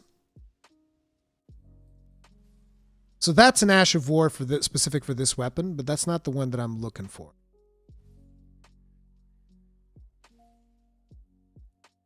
Okay, so you see this Art of War that I'm about to do here. Wait, because I'm going to two-hand the lance. There you go. Two-hand. And now watch this. You see how, now that I've two-handed it, you see how it says Piercing Fang? Right? So Piercing Fang is the current Art of War that I have selected because I'm two-handing this weapon. Now watch what it does. Just dodging to get the opening. Your character just goes like, and then he just charges in, and that's a long distance charge. And in this case, I hit him in the head, and his head is very resilient, so it didn't do that much damage. But watch now. Chunk! It's like your character does a massive boost forwards and just like attacks the target, right? So that's an Art of War, and it's exchangeable. It's so you can change the Art of War on this to be something completely different. So for instance, this is my lance in this character. If we go back a little bit, I don't know if I show, wait, I do show it here because I'm talking about Arts of War. So if you keep watching this part of the video, eventually it's going to swap. So this particular Art of War can change your stats if you want to, and you can make this weapon scale with additional damage and dexterity, because this is kind of like a dexterity-based Art of War. So you can increase the scaling of your weapon to more dexterity or not. You can choose if you want that when you equip this Art of War. But the cool thing is that it's not a permanent upgrade, so you can swap it out. Think of it almost like a gemstone. So like, if you pay attention here, this is the same lance. This is the same lance that I was using there, and watch the weapon art now. The weapon art now is called Glintstone Arc, and Glintstone Arc is essentially homing Soul Mass. Like, watch this. I'm doing like a melee attack. Homing Soul Mass. Now, ba-doo. So this, again, is a weapon art. So I replaced the weapon art that I had, which was giving me that thrusting attack for this one. And the other cool thing about this particular art is that you can change the scaling of your weapon to intelligence. So this weapon now can deal magic damage if you want to. You don't have to, but it can deal magic damage and scale off of intelligence. So think about it. You have the same weapon. You can upgrade it to like +3 or whatever. In this network test, you can only go to +3. But you upgrade this weapon to +3. And at any point in time, you can just decide, okay, right now I want this to be a magic weapon because this enemy is weak to magic. And you use it as a magic weapon. Then later down the line, you're like, okay, this weapon is resilient to magic. So now I want to use it as something different. Now I'll use it as a raw weapon. Or you can also do it as a lightning weapon. So like here, I'm using it as I'm using a different weapon, but you could do this on the lance as well. You can use this, and now it's a lightning weapon, and it deals lightning damage. And you can swap this around whenever you want. And yeah, that's the caravan that I was talking about, the dude that I was killing there. So you don't need a whole new build for a different stat. No. And that's the thing, it's optional. So it's like, if I want to have this ability and not have the weapon deal lightning damage, I can. So I can get this ability and the weapon damage can still be raw. I mean, this particular attack will be lightning damage, obviously, but the damage of the regular weapon can be raw if you choose to, which is really cool. Like, it just gives you so many options as to what you can do with one weapon. Because, like, think of it like this, right? In previous Souls games, if you wanted to do, like, those high HP builds, I'm talking specifically in Dark Souls 1, you would do something like, okay, I'm going to get, like, a lightning weapon and a fire weapon because certain enemies are resilient to lightning and certain enemies are resilient to fire. And then you would swap between them depending on the enemy that you were fighting. But in this game, you don't have to. You have your one weapon and then it's like, oh, this dude is resilient to lightning. I'm going to swap to fire. So technically speaking, you almost have like elemental affinity where you can figure out, oh, this boss is weaker to this type of element. I'm going to equip that in my weapon and I'm going to go kill him. And then when you're done with that boss, you can remove it and go back to something different. And again, the items are not consumable. The items are permanent unlocks that you can just like swap around whenever you want, which is really cool.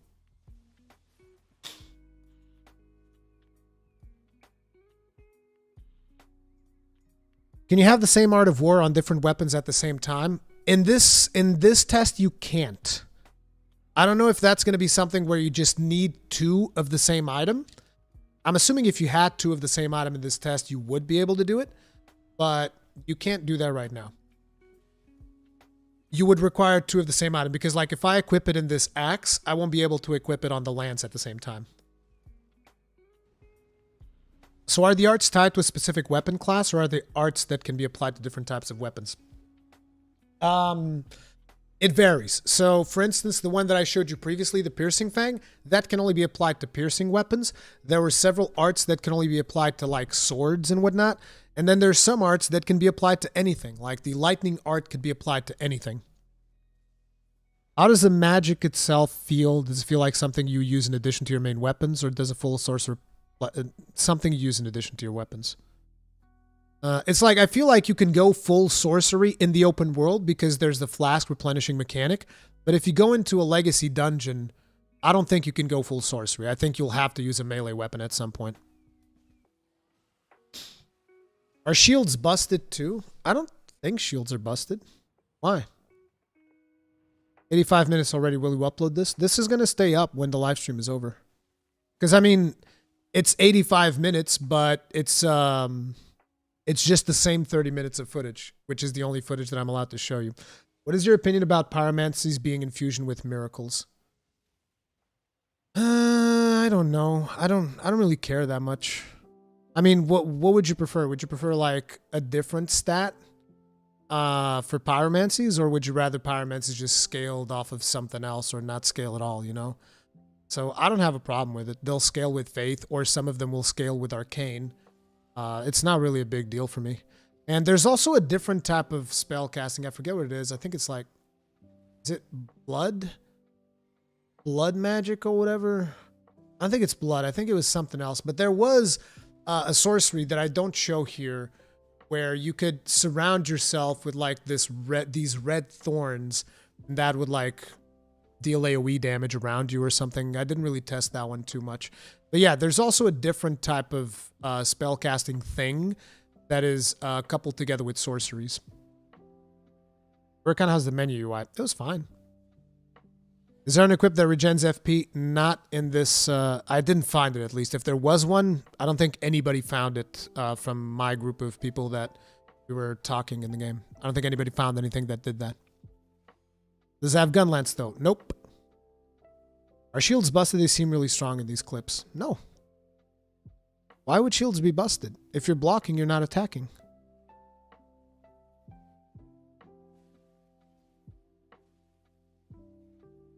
Can you discuss how the story feels different from other Souls games without giving spoilers?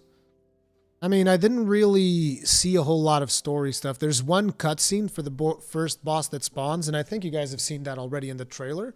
And in that cutscene, it's just like Margaret goes like, "Ah, foul tarnished, I'm going to extinguish thy flame," and that's it. That's the only little story bit. There's a couple of NPCs that tell you a few things, but it's like, I didn't really pay too much attention to the lore. I focused more on the mechanics. Is there a cast speed adjustment stat? Yes, a dexterity. How many different bosses did you fight? Seems like quite a few. 12. I think it was 12. There's a lot of content, Drathmar. There's over 10 hours of content for an experienced Souls player. So the 3 hours that you get for the network test, you're not going to be able to see much. No guard poke with spear. Yeah, you can do guard poke with spear. Can you put offensive arts of war on shields? There wasn't any offensive art of war for shields in this build. The two shield weapon arts that we had in the network test were the Sacred Ground, which was something that makes like an AoE healing circle that stays there for a little bit. And the other one, Barricade Shield, which I think increased the stability of your shield. Those were the two arts that we had for shields. But I hope there will be offensive. Like, I want one that like lets me just charge forward with the shield. I think that'd be pretty cool. But I have no idea. I'm going to be hunting down all of those shield arts for sure. That's going to be my thing. The full game will feature a much bigger world. Much bigger world. This is just like, this feels like a very small part of the map, and even then it's still friggin' huge. Does jumping feel like Sekiro? Not sure I would go that far. I don't know. I feel like Sekiro, because Sekiro also has like the grappling hook and stuff, so Sekiro feels different. I think this jumping feels a little bit different from Sekiro personally. Do the Arts of War give your weapon minor scaling, or say it changes your strength S weapon into int S? I don't know how hard it's going to be. I can tell you that, for instance, in the Lance was scaling like, I think, D strength and D dexterity. I believe that's what the Lance was scaling. Again, I'm not 100% sure. And if you applied the magic modifier to it, which was the one that had like the little homing soul mass thing, then it would scale C with intelligence. So I think it'll be significant. Yeah. It's basically like an infusion. Like if you think about it like an infusion, right? Like when you do occult or favor or any of the other infusions you can do, it's the same thing. You apply the art, it's just like you put an infusion on the weapon. So it's going to be around the same scaling levels. Do you think some enemies will show in some weather conditions, only show in some weather conditions? Yes. Only in some weather conditions and only in some times of day. I definitely think there's going to be conditional events. Let me turn on my lights real quick.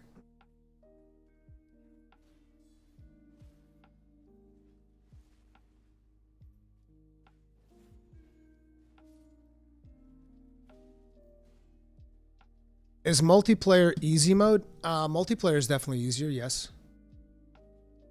Is there mantling with jumping? No. Is there going to be transmog? What? No. What? Transmog? No. At least there wasn't. I expect there won't be. Can you infuse a weapon without Arts of War? I don't think so. I think Arts of War will replace the infusion system. But again, like I said, our upgrades in this network test were very limited. We can only upgrade weapons to +3, and there wasn't anything beyond that.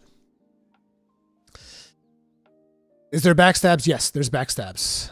If we want to play with friends without invasions, can we? No. If you co-op, there's a chance that you'll get invaded. There's no getting away from that. How good is bow damage? I didn't really use the bow much. I've heard it wasn't amazing against the dragon. Against the dragon, it wasn't very good. But then again, the dragon's pretty resilient. Rurikhan says the game has no season pass or pre-order? You almost made me throw up in my mouth. What the fuck? Season pass? Ugh. Ugh. Yeesh. I don't know if it will have DLC. But I definitely wouldn't expect it to have a season pass. Holy fuck. Jesus Christ. That's disgusting. Was getting co-op to work difficult? No, not at all. It was very easy. How does summoning work? Just like previous Souls games. I talked more about it earlier in the stream if you want to rewind a little bit.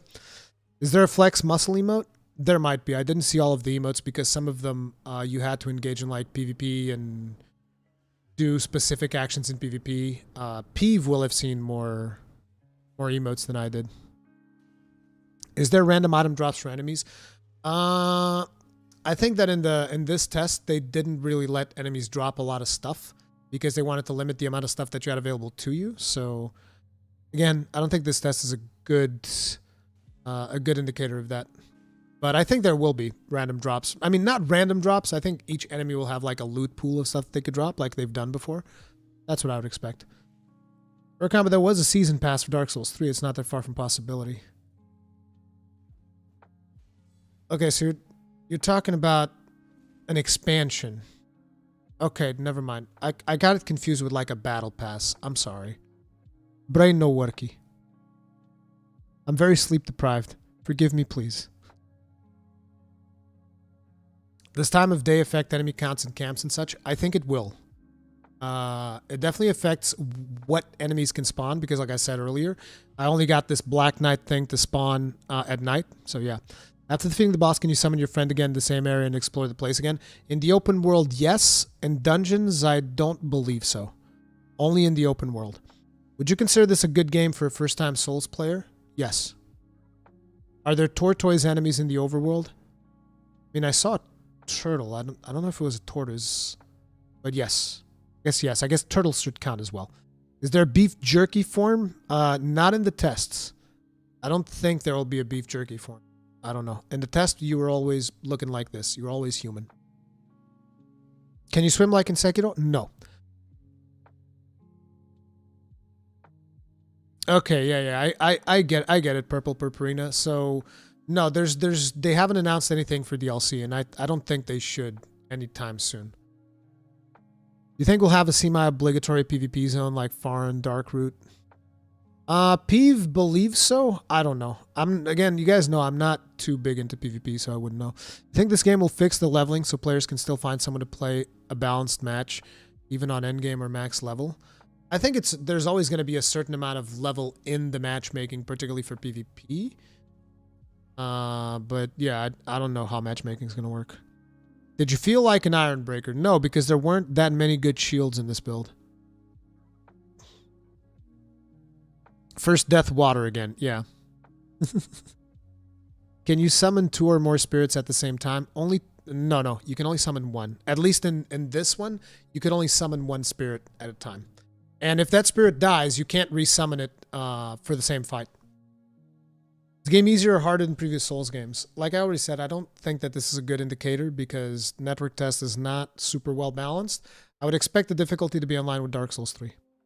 Is Lance good in this game? I liked it. I thought it was pretty good. How big is the world? This test has over 10 hours of content, and it's only a small section of the world, so read into that what you will. Rurikhan, does the game seem easy? Like I said, I'd expect the difficulty to be about the same as Dark Souls 3. Will you stream it when it comes out? Yes. Do you swim or dive in? Dive in. Crafting only for consumables or for gear as well? Only consumables that we could see in the network test. With the summoning, can you catch mobs to summon later? No. They're an item that you can loot out of treasure chests, boss fights. In this case, you could also buy it from merchants. But I don't think you can like catch them like Pokemon, no. Do we have enough swamps? I didn't see any swamps. Did you like the bosses so far? Yeah, they looked good. I like them. Any hexes that you know of? No. 10 hours of content, but you played for 30 hours? Yes, because I tested different weapons, different Ashes of War, different builds, different play styles. And we also did extensive like co-op testing, multiplayer testing, PvP testing. So yeah, we tested a lot of stuff. So there's about 10 hours of content for you to play. But obviously, you know, you can still keep on exploring and doing stuff and finding hidden things. Rurikhan, you're going to fanboy Elden Ring to counter Gaijin Soul's sacrifice in the next podcast? I'm actually not planning on talking too much about Elden Ring in the next podcast because, you know, I did the video. Now I'm doing this live stream. And I already have 3 hours of discussions with other content creators that played Elden Ring this weekend that I will be uploading. So I've been talking a lot about Elden Ring. So I would like to try and talk more about Monster Hunter in the next Third Fleet podcast.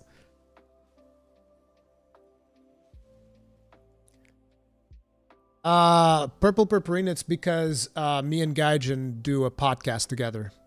called the Third Fleet podcast. Where are the Ashes of War shields you got to try? Like I said, I mean, parry, technically speaking, is considered kind of like an Ash of War. But yeah, so there would be parry. There's Sacred Ground, which is a healing AoE on the ground. And then there's Barricade Shield, which basically increases the stability of your shield.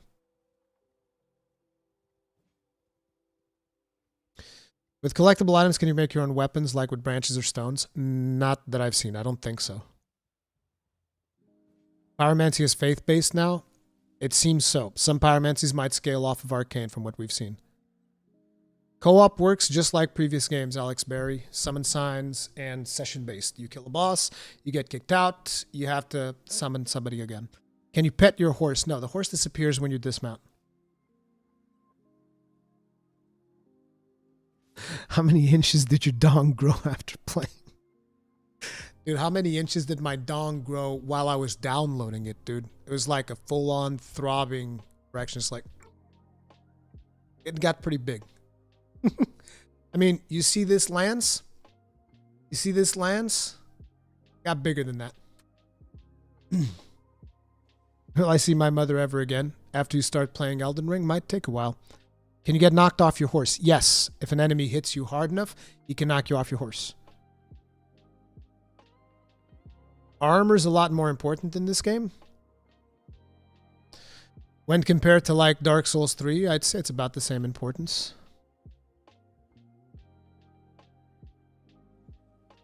Any news about dragon form or just these dragon spells? No news about dragon form.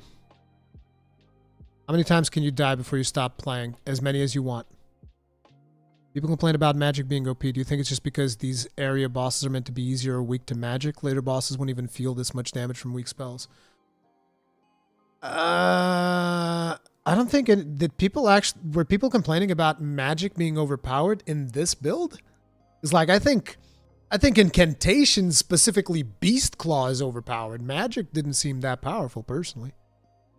Is Fightin' Cowboy going to be in the next podcast? Fightin' Cowboy is going to be in a 1-hour conversation with me that we've already recorded. So Fightin' Cowboy will be in the channel. Also, I'm trying to convince Fightin' Cowboy to eventually do a co-op playthrough of this with me. Would you guys like that? Is that something that you'd like? Hit the like button if that's something that you'd like. And we'll think about it.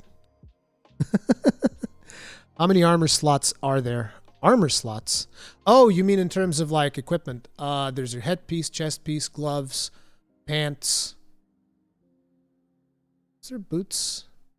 Boots? No, pants. It's just like it's pants and boots, I think. So not even pants, more like boots. So it's gloves, boots, chest, helmet.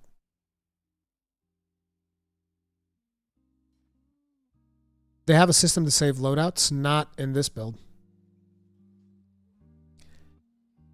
Shameless, I love it. Hey, dude, it is what it is. Can you talk about hyper armor if you tried wielding great weapons? You mean Poise.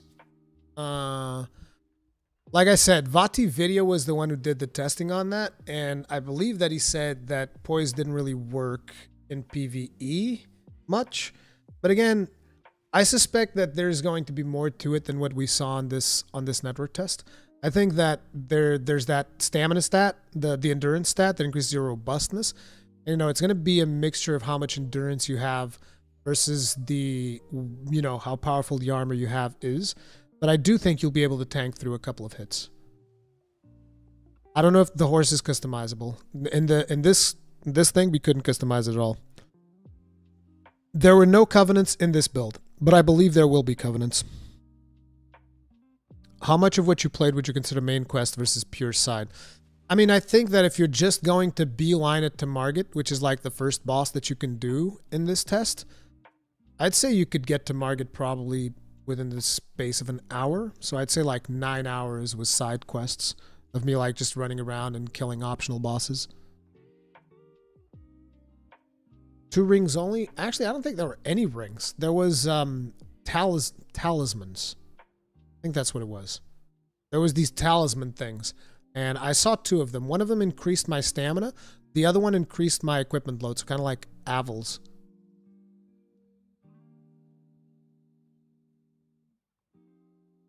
get Dragon's Dogma vibes from the world. Is that accurate?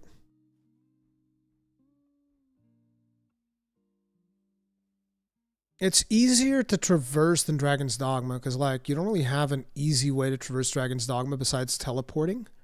And in here, you can use the horse, so that feels better. I'm not sure if the world's going to be as big as Dragon's Dogma, though. I have no idea. But it's going to be big. It's going to be fucking big. Are there weapon arts? Yes, I've talked about it extensively already. Did you get to use dual blades? There's a power stance system. So yes, Iraq Bay. Basically, you can equip any 2 weapons of the same types, like 2 spears, 2 straight swords, 2 axes, and you get power stancing. You just press L1 after you equip 2 of the same weapon. Boom, you get power stancing attacks.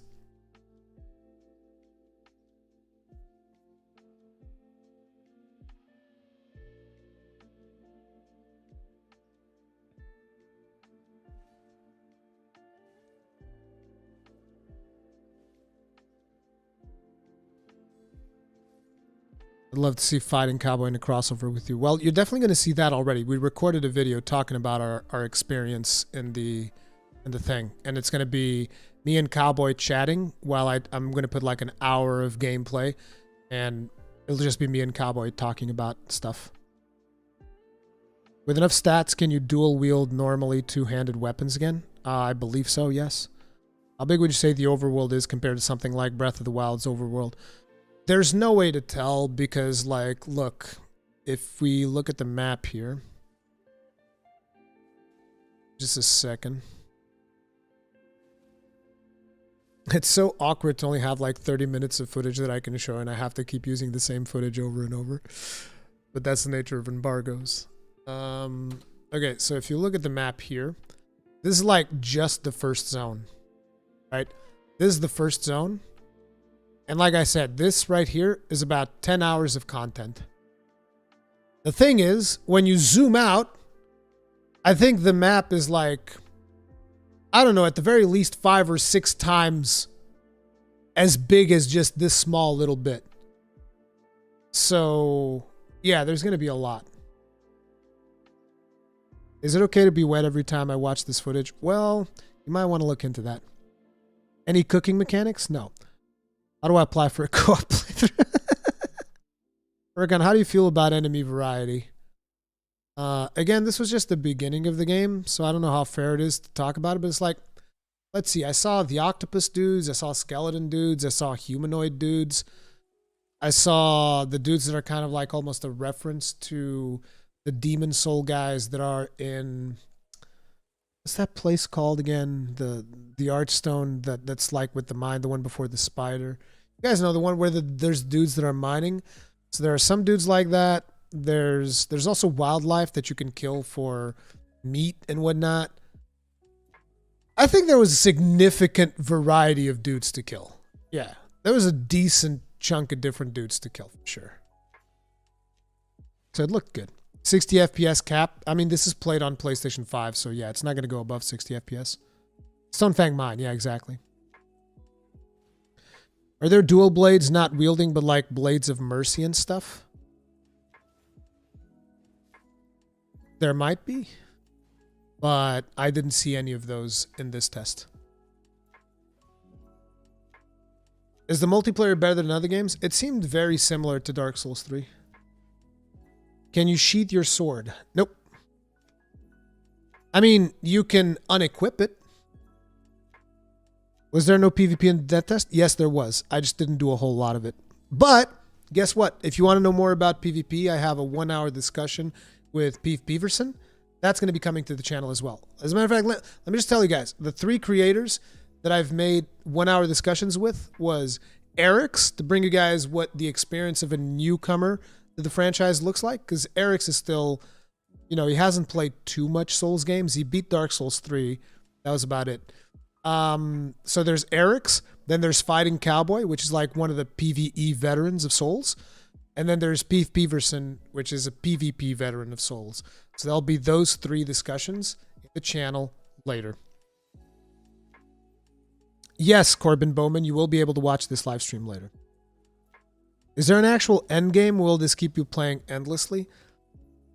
I don't know if there's an end game. I don't know what that looks like. I have no idea. Because, like, to me, the end game of Souls games is just like experimenting with different builds. So in that regard, I know I'm gonna get my money's worth.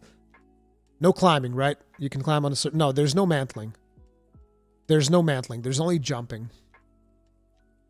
Guessing PvP is still peer-to-peer? Yup. Only peer-to-peer, at least in this test. Did you figure out how to do the attack where you drag the sword across the ground on horseback? Yes. You hold R2. All of the sword weapons will basically do that, and if you're close enough to the ground, they'll scrape on the ground. And I think those actually count as attacks as well. So if you scrape the sword through an enemy, it will deal damage. Because like the lance does the same thing, right? The lance will except the lance will do it forward, and if you touch anything while you're charging the lance attack, it'll like poke the enemies with it. It's pretty powerful. Is there a grappling hook? Not in this build. Did you figure out how to... wait, no. Huh? Which one are you more excited about? Monster Hunter Rise Sunbreak or Elden Ring? Fuck. Dude. That's a dirty question. I wish I hadn't read that. That is dirty. That's almost like asking me, hey, who do you love more, your son or your daughter? It's like, whoa, whoa, whoa, dude. You can't just... What do you mean? I love them both equally, all right?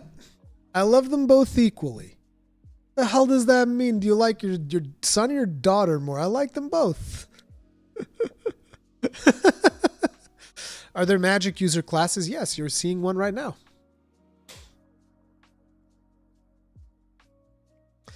How does upgrading weapons work in armor, if that's a thing here? You pick up smithing shards, which this guy actually drops one. This particular mob drops a smithing shard. You go up to an anvil thing, and you upgrade it. You can upgrade to +3 in this.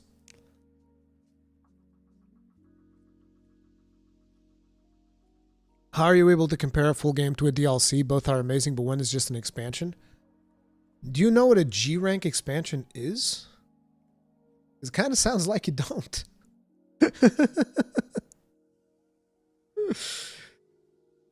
Is the game difficulty same as Dark Souls 3 or easier? I would expect the final game to be as hard as Dark Souls 3. But like I said, in this test, difficulty is a little bit wonky because enemies will chunk you, but you'll also chunk the enemies. So yeah, it's a little bit weird to figure out the difficulty. I think in the final game, enemies are going to have more health so that you don't chunk them as much. I think the final game is going to end up being a little bit harder than this network test. At least that's what I would expect. I would expect the difficulty to be in line with Dark Souls 3. Is there Poise in this game? There should be. It's just that stat is not in this thing. Their stat is not in the closed network test.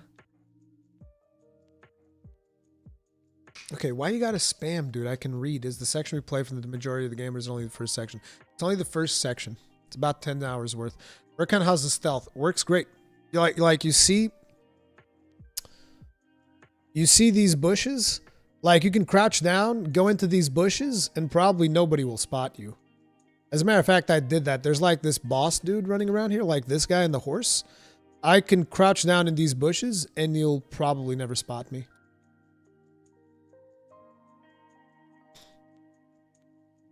Durability is not present in this network test. I'm not sure if that's any indication of what it's going to be like in the final one. Derp face gets me every time, yeah. You have to choose how to allocate your Estus? Yes. Yes, you do have to sacrifice normal Estus for FP Estus. It works just like Dark Souls 3. In this demo, you're going to have 4 Estus total. And you can choose to have like 2 FP and 2 health. You can choose to have like 3 FP and 1 health, or 3 health, 1 FP. It's like whatever you choose. Can NPC phantoms be summoned in PvP? I have not found any NPC phantoms. How big is the fall damage? You can fall from higher places in Dark Souls 3 without taking damage. There is fall damage though, and there is death damage if you fall from too high. How's the co-op compared to the Souls games? Just like Dark Souls 3. with the exception that you can't have as many summons in the game, because I think Dark Souls 3 could have like 6 summons. This one's 4. So you can have 1 host, 2 co-op partners, and 1 slot will always be open for a potential invader. Are bonfires distributed in the open world in the Dark Souls resource management involved in surviving until the next month?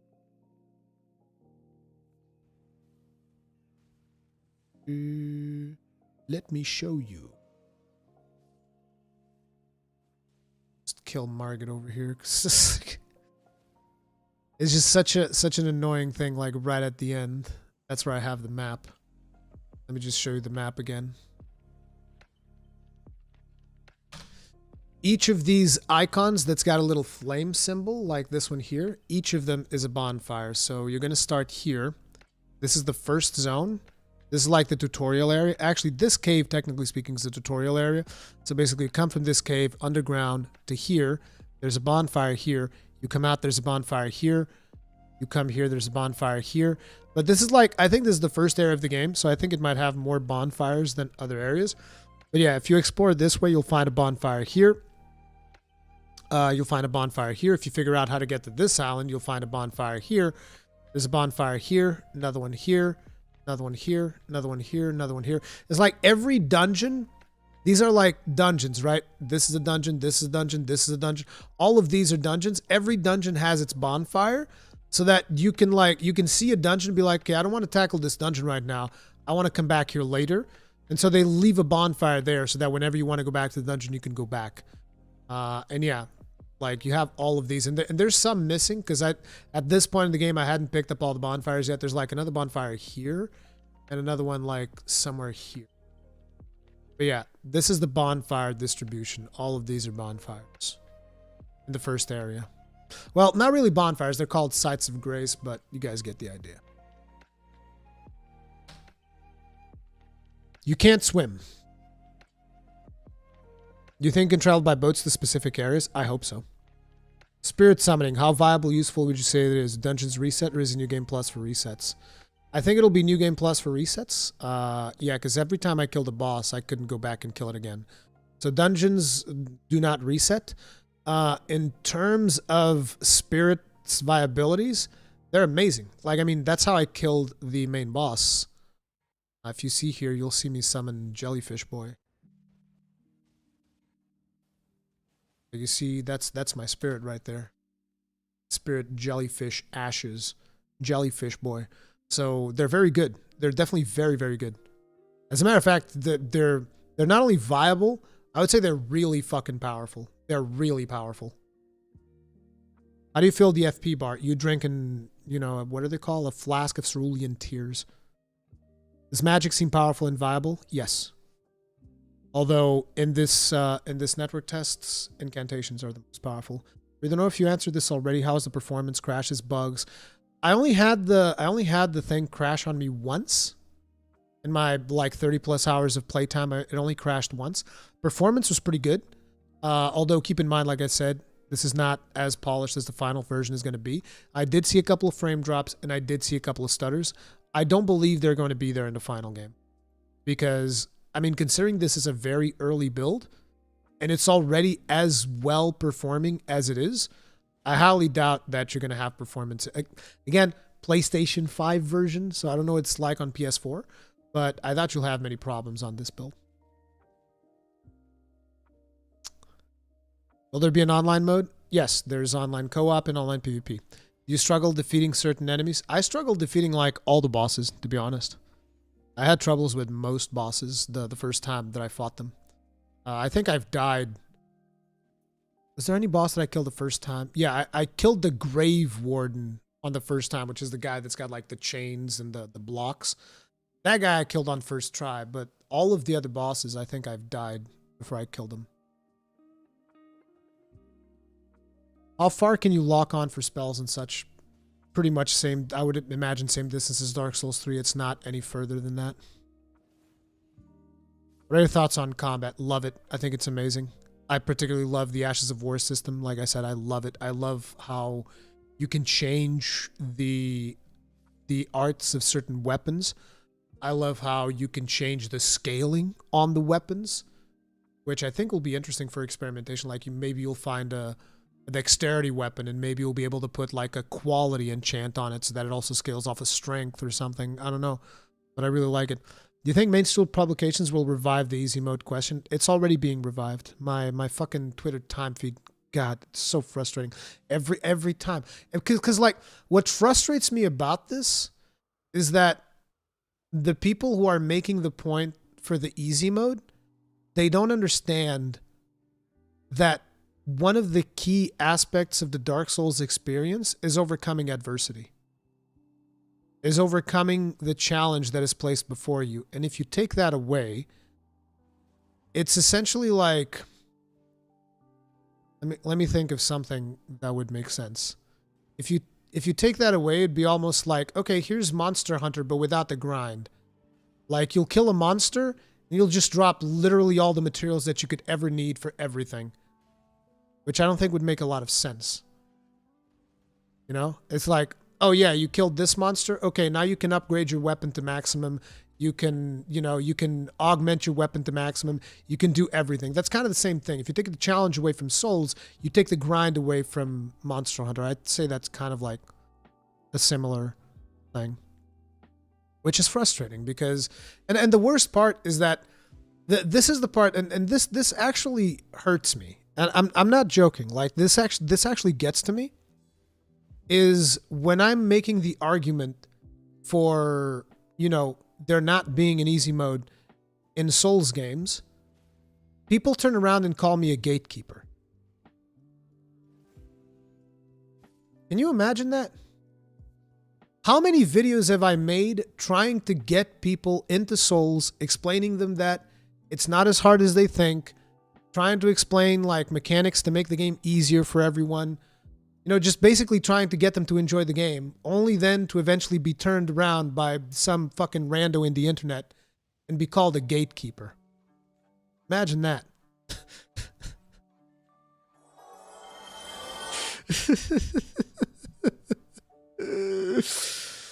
Jonathan Kane, thank you very much for the Souls tip of the hat. Appreciate the support. We saw Bloodborne style quick stepping in the preview video fight against Godric. What weapon move combo do you need to enable this moveset?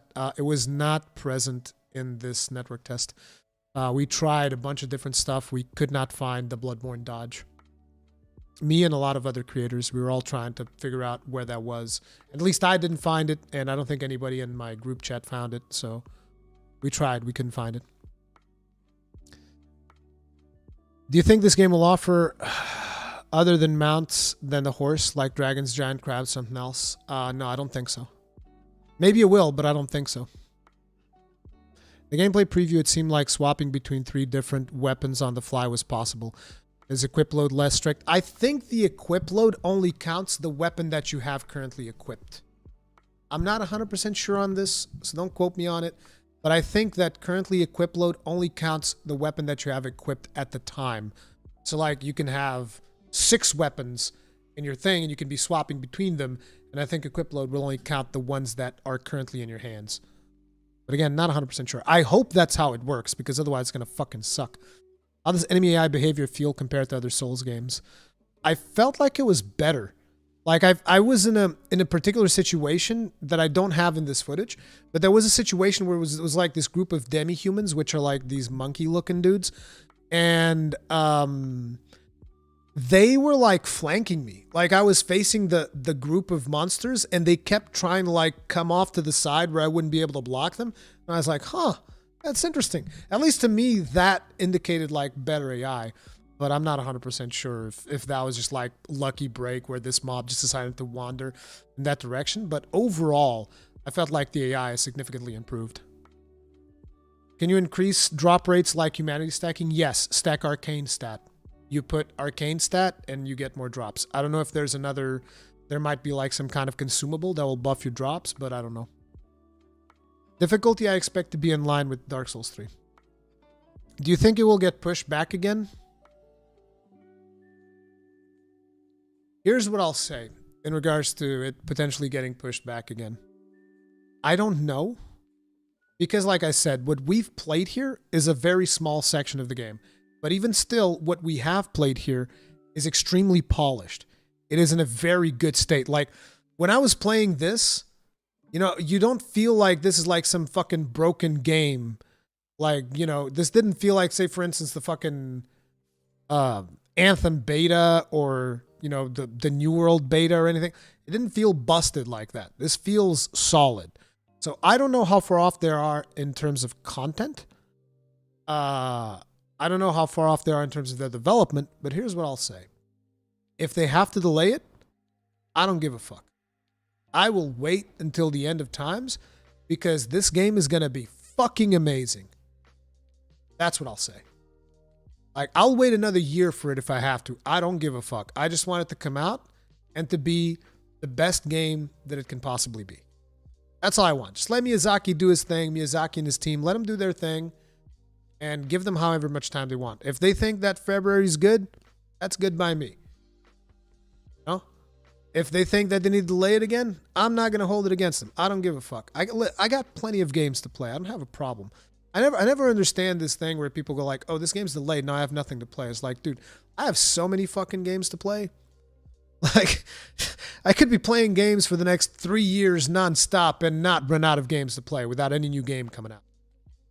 So, like, I never have that problem. So if they have to delay it, that's fine by me. I don't care. But I'll take it.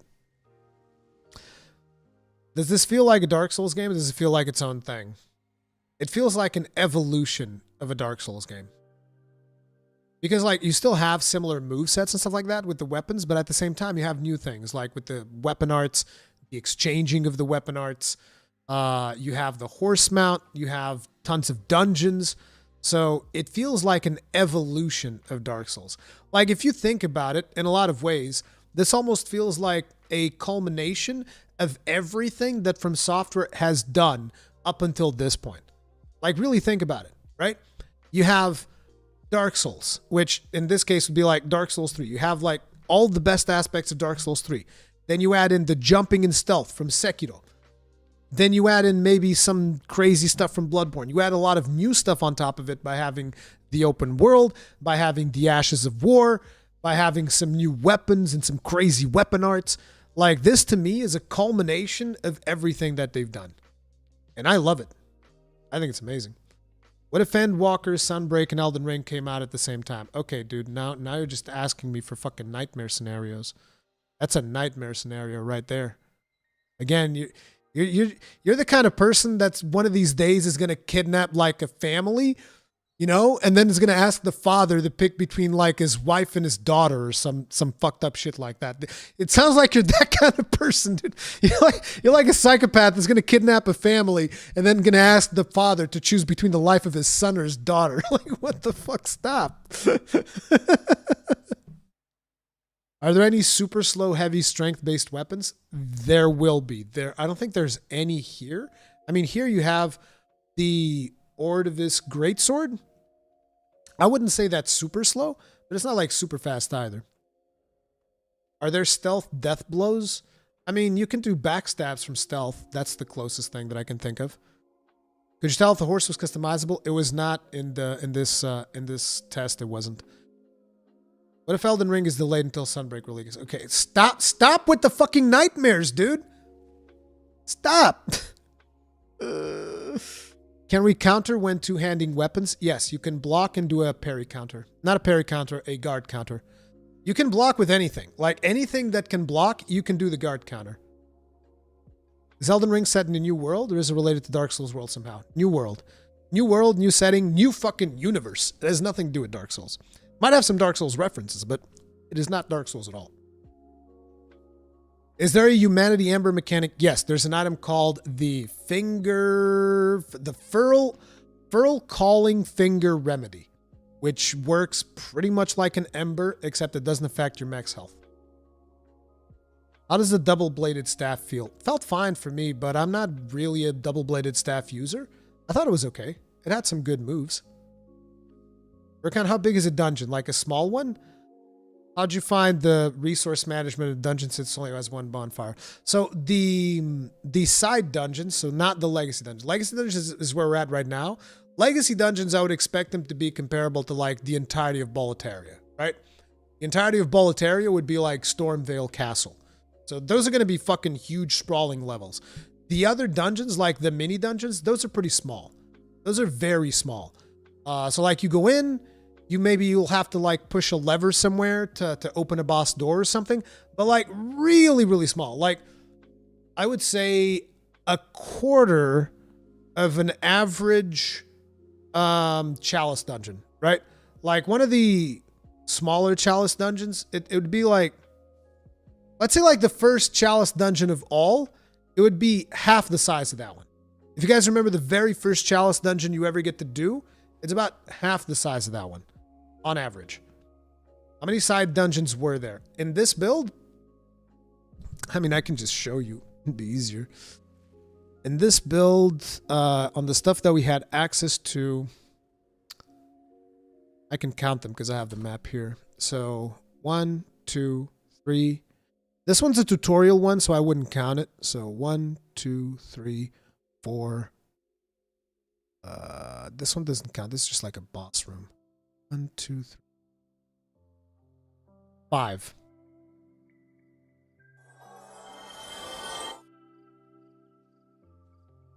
Peyton Lacusta, thank you very much for the souls. Tip of the hat. Appreciate the support. Thank you. Rurikhan, I've been brought back here by Peeve as apparently you have spreadsheets and boss locations. Can you share? I have spreadsheets and boss locations? I mean, I wouldn't say that I have spreadsheets, but I can tell you where a bunch of bosses are, sure. I can tell you guys where each of the bosses are. If you really want to. If you don't want to, then I would suggest you look away from the screen for a little bit, because I'm about to tell you where just about all of the bosses are. Okay, so the demi-humans boss is over here in this cave. This cave has the dog statue boss. This cave has the Beastman boss. Over here, between these two bonfires is the horse boss. Over here is Pumpkinhead boss. I don't think there's anything over here.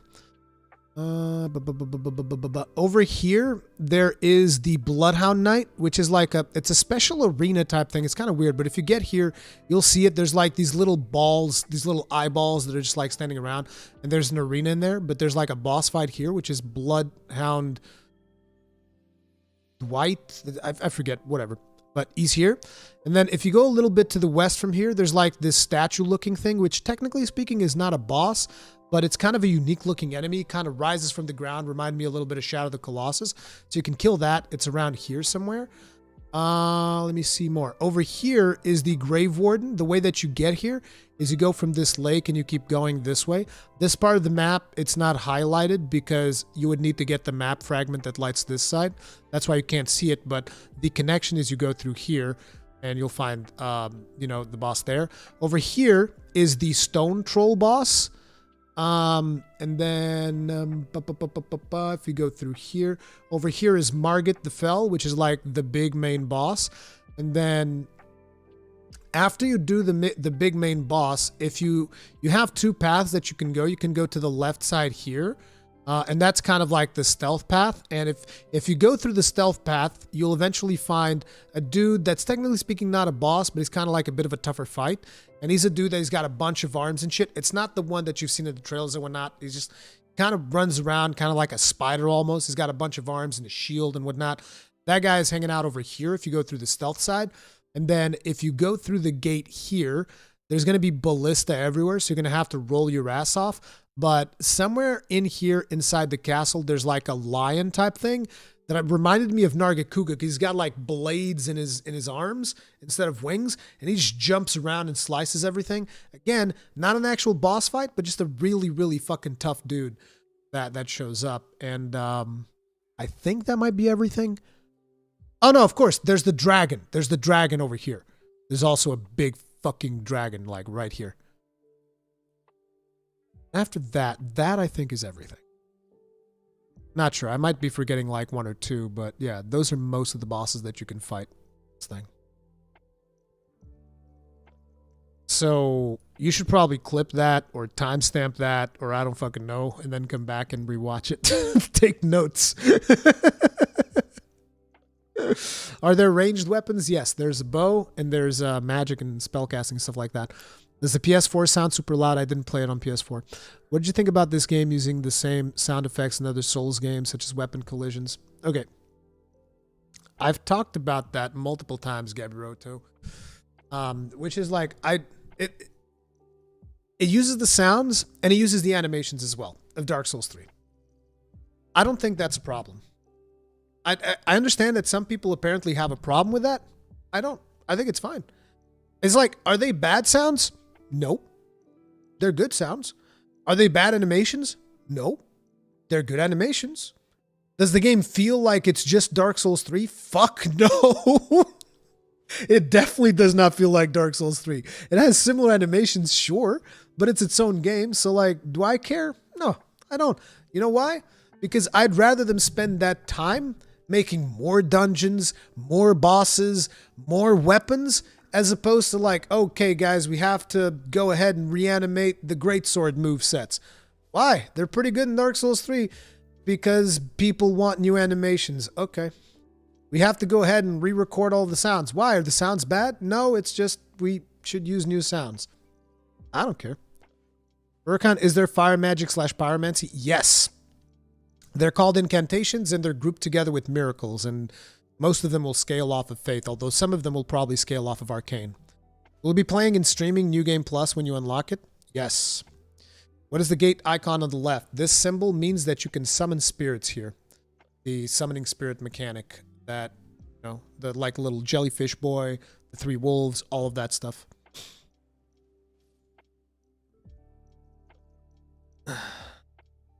How big is the world really? I don't know. It's huge. We only have access to a small section of the world in the closed network test, so yeah. Did you die a lot in this network test? Hells yeah, dude. I died to every boss, with the exception of Grave Warden. I died to every boss, I think even more than once. Actually, no. Did I kill Pumpkinhead first try? Pumpkinhead I might have gotten first try, because I was pretty powerful when I got the Pumpkinhead. So yeah, Grave Warden and Pumpkinhead I one-shot. All of the other bosses I died more than once before I killed them. How big is the inventory? There's no limits on inventory in Dark Souls. How do summons work? Is there a limit you can have at once? You mean players or summoning spirits? Summoning spirits, you can only have one at a time, and that one needs to last you the whole fight, because if it dies, you can't resummon, and you can't summon another one. Players, you can have 2 players be summoned into your world. Do shields block 100% of damage? The shield on this guy right here? Yes. My shield that I'm using right now? Yes. All of the other shields in this network test? No. Was the Moonlight Greatsword in the Greatsword test? No. In the network test? No. How do you recharge mana? You drink a Cerulean Flask. Flasks work just like in Dark Souls 3, so you have to split them up between mana flasks and health flasks, so you just drink one of those. But remember, you can replenish them in the open world. If you're playing in the open world, you kill a group of enemies, you get flasks back.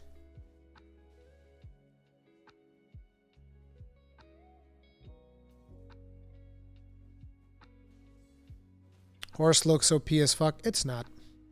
It's good for getting around, and it's good for getting away. Like, you can just not fight stuff in the open world if you want to. Although, some things will still kind of get you. Like, if you're coming too close to the crabs are going to get you. Crabs got me a couple of times. Those dungeons are actually quality content or just copy-paste stuff to increase game's length. They're not too big. The point of the dungeons is just give you, like, a little something to do on the side. I wouldn't say it's to artificially increase the game's length. It's content that you can go and do. It's a boss fight. Every dungeon has like a boss in there that you can go and fight, at least in this demo.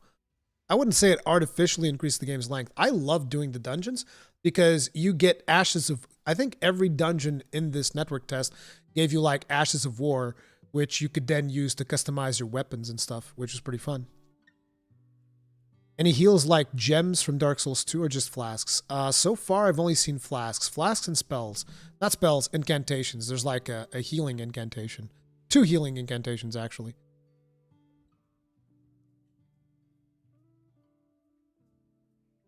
Is there darming in... What the hell is darming? About PvP, do you know if the game still traps you into a certain limit location when you are being invaded? It's totally free to run, chase in the open world. Totally. It's like if you get invaded in a dungeon, I think you'll be limited to fighting in the dungeon. If you get invaded in the open world, I think it's fair game. Although it might be based on regions. Because again, there's no way for us to test that because we were kind of like sectioned off. There were straight up walls that wouldn't let us go past certain points. What's the difference between arcane and faith/intelligence? Faith/intelligence increase the damage of your incantations or sorceries, respectively, and arcane increases your item discovery stat. Arcane can potentially also increase certain spells or sorceries. So, you know, that's kind of like the main thing. And arcane is also death resistance, which I believe is going to be a status ailment. You think side dungeons in this game are the equivalent of Zelda's shrines? Not really, because Zelda shrines are more like puzzles, and dungeons in here, even though some of them have a bit of a puzzly element of like, oh, go over here, get this thing, go over here, avoid this trap, trigger this lever, whatever. Some of them do have some of those aspects, but mostly they all end up in a boss fight. So it's a different thing. So shrines in Zelda are more just puzzles, and dungeons in here they always end up in a boss fight, at least the ones we have here. Have you met Patches in Elden Ring? Nope. I don't think he's in the closed network test.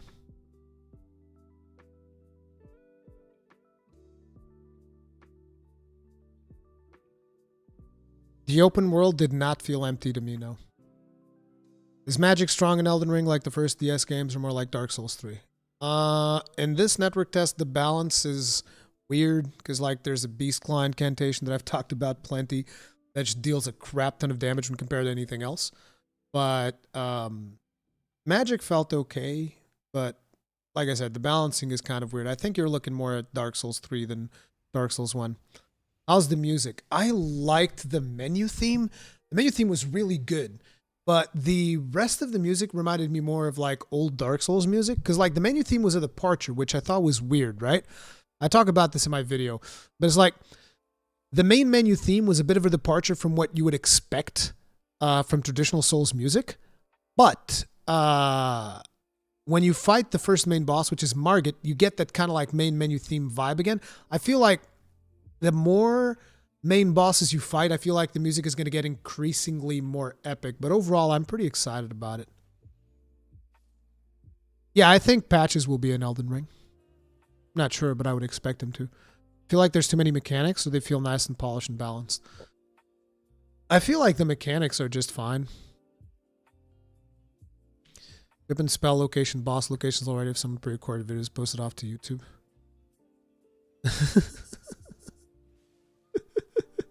I don't think people are posting that stuff yet, no.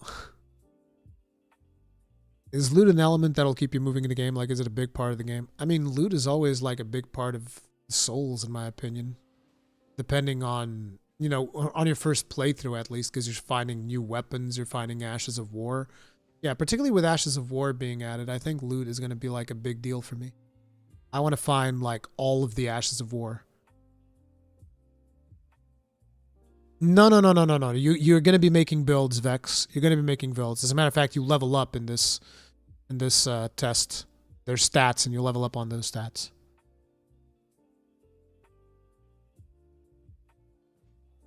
Luca Rothenberger, I didn't look too deeply into lore. I was more focused on mechanical aspects. There is a luck stat. It's called Arcane. Are there hard soul item pickups? Yes, they're called folk runes or something like that. But yes, there are. Dodge step is a special move. It's not a default move. At least I think so, because nobody had dodge step in this network test. Does farming work like Dark Souls or like the Surge? Isn't it the same thing? Oh, no, wait. With the Surge, you can, like, target specific arms and whatnot. No, it's more like Dark Souls. Think a summon run is only possible? No, because you can't do summons everywhere. Like, if you look at this gameplay, whenever you see this gate symbol, it means that you can summon. But if you see here, you can't summon here. So you can't summon everywhere. Therefore, it's not possible for you to just play through the whole game using summons. And I don't remember if you can summon on like, oh yeah, you can summon in dungeons, the mini dungeons. Yeah. Do enemies drop their weapons and armor? Not in this build. In this build, they kind of limit the amount of stuff that you can get. Is it user-friendly for new players? Yes. Best game you've ever played? Dude, this is a network test. Come on. Come on. This isn't even the final game. You're not seriously asking me if the network test of Elden Ring is the best game I've ever played, because the answer is obviously going to be no. Generic enemy loot is fully random. I don't think it'll be fully random. I think they'll have a loot pool like they've always had in Souls games. Can you summon more than once in a summon area? No, you can only summon once. You can only summon one spirit, and if that spirit dies, you can't resummon it. So be smart about your summoning. Are dungeons very linear, or there's some shortcuts, different paths to take? The dungeons that we have access to were fairly linear.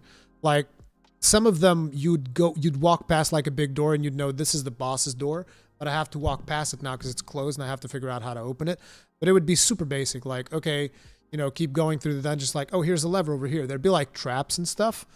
But they were pretty basic. The ones that we have in here are pretty basic.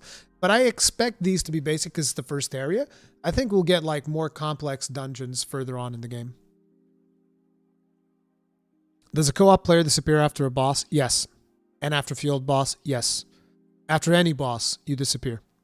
And you have to resummon. Do enemies scale with your level? How do you think difficulty will be handled long term? Enemies do not scale with your level.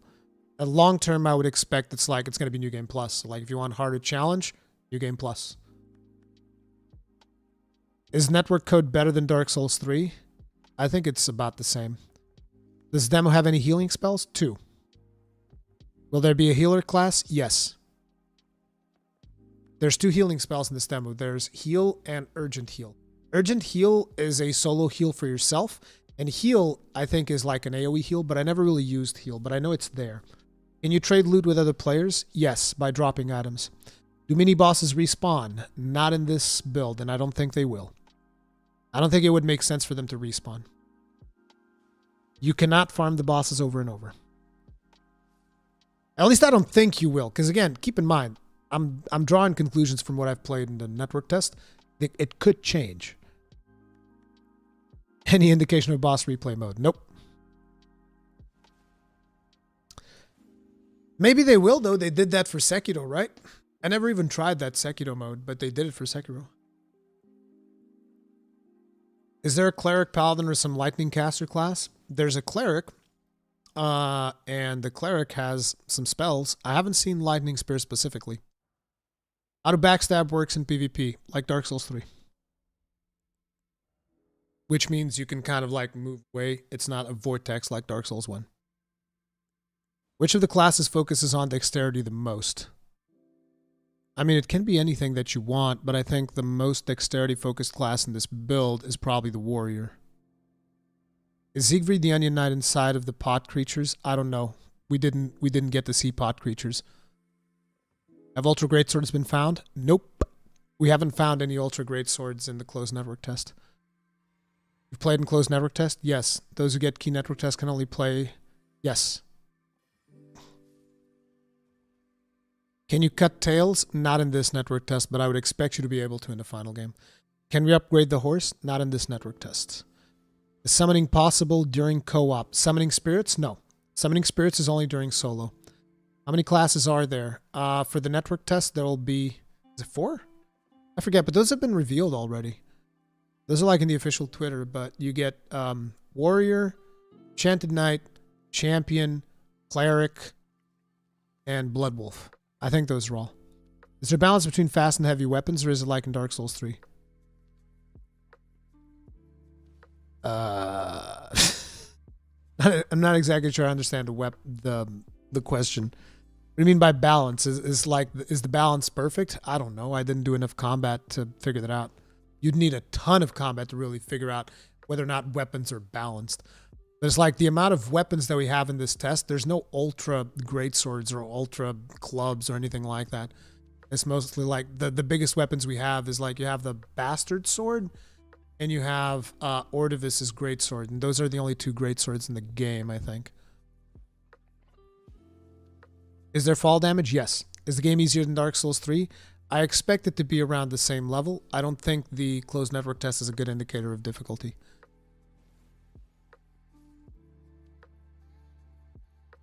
Do you prefer melee or magic? Melee. Can you beat gravity or really die a lot to it? Oh, I'm gonna die a fuck ton to fall damage. I already died a fuck ton to fall damage. I'll die even more in the final game. 100%. Do you know about the death stat? You mean the death ailment? I haven't seen anything that causes the death ailment, so I know that there's an ailment called death, yeah. Light fast weapons are insanely more viable than heavy slow weapons. I'll tell you what, the bosses that I fought were incredibly fast, so I guess that might still be the case. Like, I had trouble with a lot of bosses just because of how fast they were. They were very fast at getting some hits off. Do you get damage when standing in fire, and are there doors that not open from this side? Yes, the both of those. Is there dual wielding like Dark Souls 2? Power stancing? Yes. Can you roll? Of course. Do you take fall damage before playing the game? What? Yes, you take fall damage. Can you swim in this? No. Like, you guys were asking about dual wielding. Here you go. This footage is power stancing.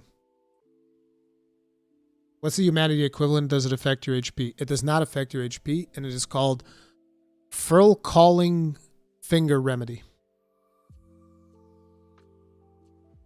Is there fast travel? Yes. At any point in time, you can pull...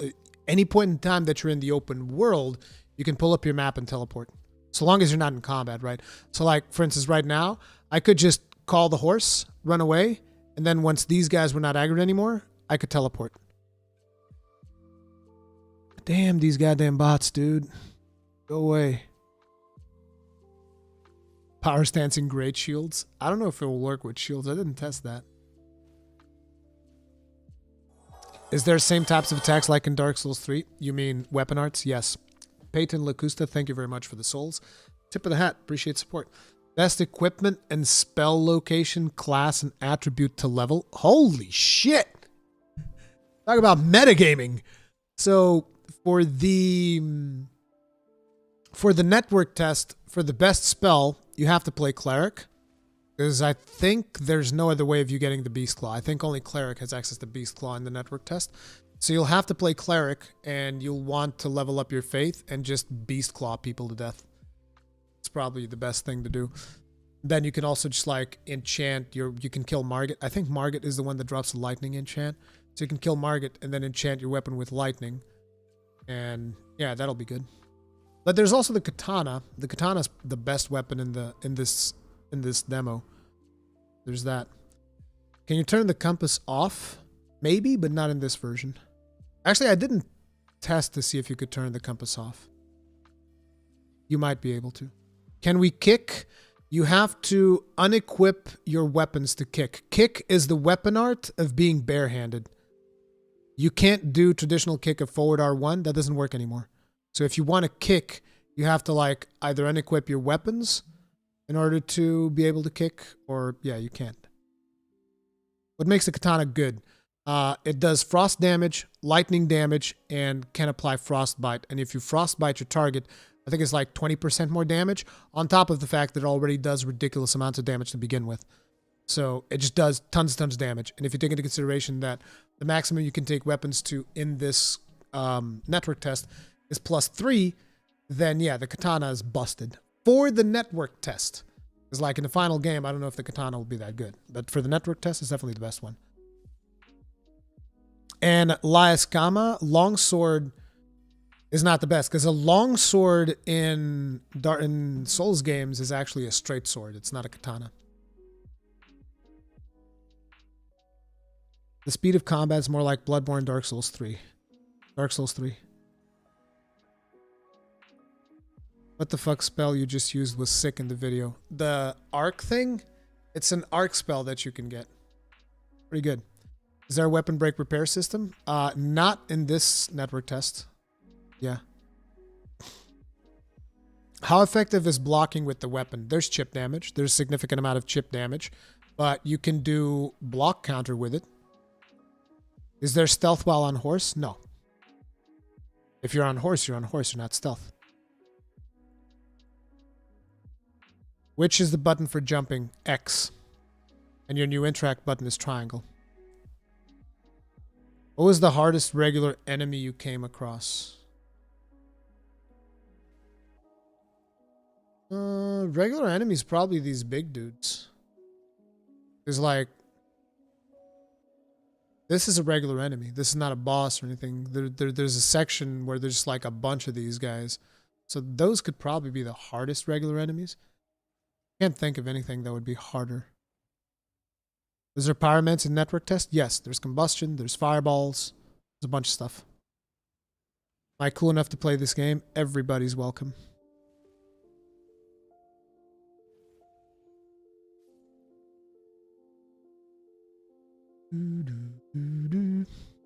Any references to Game of Thrones? Not in the network test. Any settlements or safe places where you can rest or level up? Yeah, the sites of grace. You can rest there and you can level up there.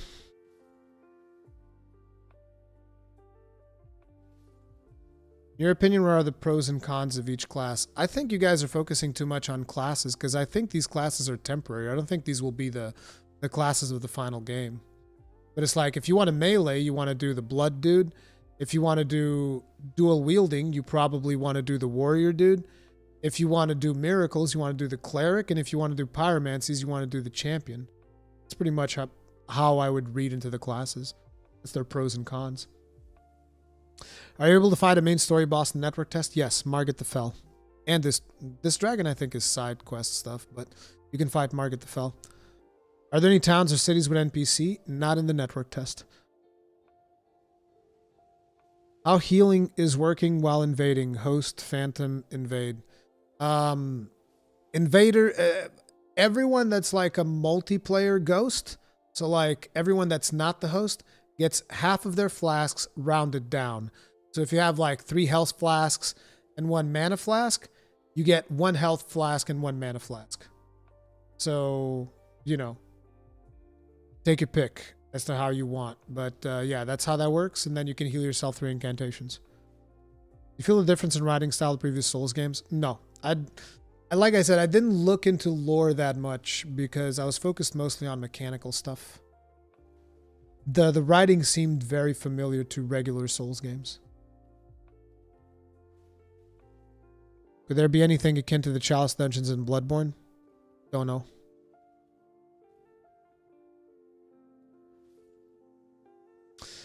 Like I said, Maxime, I don't think that the network test is a good indicator of difficulty. I feel like bosses don't have enough health in the network test, and I would expect that in the final version of the game, you're going to get around the same difficulty as Dark Souls 3. Are there varied movesets between weapon classes like we saw in Dark Souls 2? Different movesets for different weapons, as always. Does a summon get their flasks refilled after a horde too? I think you might get your flasks refilled after you kill, like, a ghost, but I'm not 100% sure. I don't think you would get them refilled after you kill a group of enemies. Have there been network tests for the Dark Souls games? Yes. All of them minus Dark Souls 1. Is the game good? I love it. I thought it was amazing. It blew my expectations out of the water, and I already went in with pretty high expectations. Is there a hub? I think there will be a hub. I mean, I know there will be a hub because they've confirmed there will be a hub. It's like the thing that looks like the round table, but you can't access it in the network hub. Are there any fist weapons? None in the network hub. I'd expect there to be something in the final game. How many people can you summon? Is it 4 still? You can only summon 2 spirits to help you, and there will always be 1 slot open for invaders. If you only wrote the lore, then will the lore kill off my characters for no reason? Maybe. Ruri, are there any true combos like Dark Souls 3? I'm not sure what you mean by true combos. You guys do know that I don't do a lot of PvP. But I believe that... Yeah, when I talked with Peeve, he said that there weren't combos in this test. So people could get away after they get hit once. They were testing that stuff, and Peeve told me that there were no combos. How many damage types are there? Fire, dark, magic? I haven't seen all of them, obviously. Like, I've seen fire. I've seen like magic. And I've seen lightning.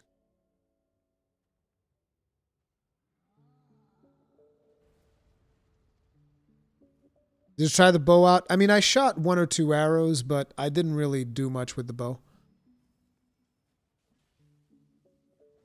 Where's your accent from? Portugal. I'm Portuguese, dude.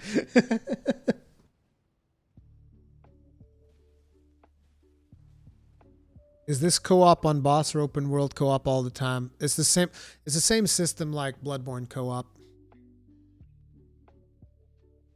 Are the spells better than what we've seen in Dark Souls title? The spells look really cool.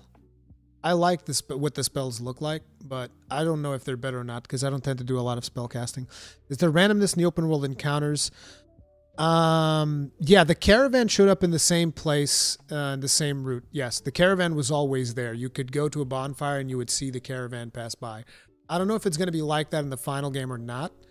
I would actually suspect that after you kill the caravan, that something will change in the main game, but I'm not exactly sure how that's going to work out. I do believe that there will be specific events at specific time of days, potentially during specific weather, that you will have to maybe talk to NPCs to figure out when they are happening. Specifically because I found that that Black Knight that only spawned at night. So yeah, I definitely think that there will be like certain conditions that will need to be met in order to unlock certain events and stuff like that in the world. I think it's going to be really cool to try and explore and figure out like all of the little secret events and stuff. There's actually a little story about a secret chest that Peeve found out about, but I'll probably let you guys find that one out when I upload the Peeve video. Just know that when I upload Peeve Beaverson's video, there's like a lengthy discussion about this secret fucking chest that he found in a goddamn cave, which is very interesting. Do Hex's spells going to be a thing in this game? I haven't seen any. I've seen one spell that was like this blood thing, these blood thorns that would envelop your character, but I don't know if that is going to be like something special about Hexes or not. How consistently does the PS5 hold 60 FPS? Pretty consistently. Is the open world solo with other players? You can summon other players into the open world even if there are no bosses left. At least there was one point in the demo where I killed literally every boss I could, and I could still summon people to join me in cooperation.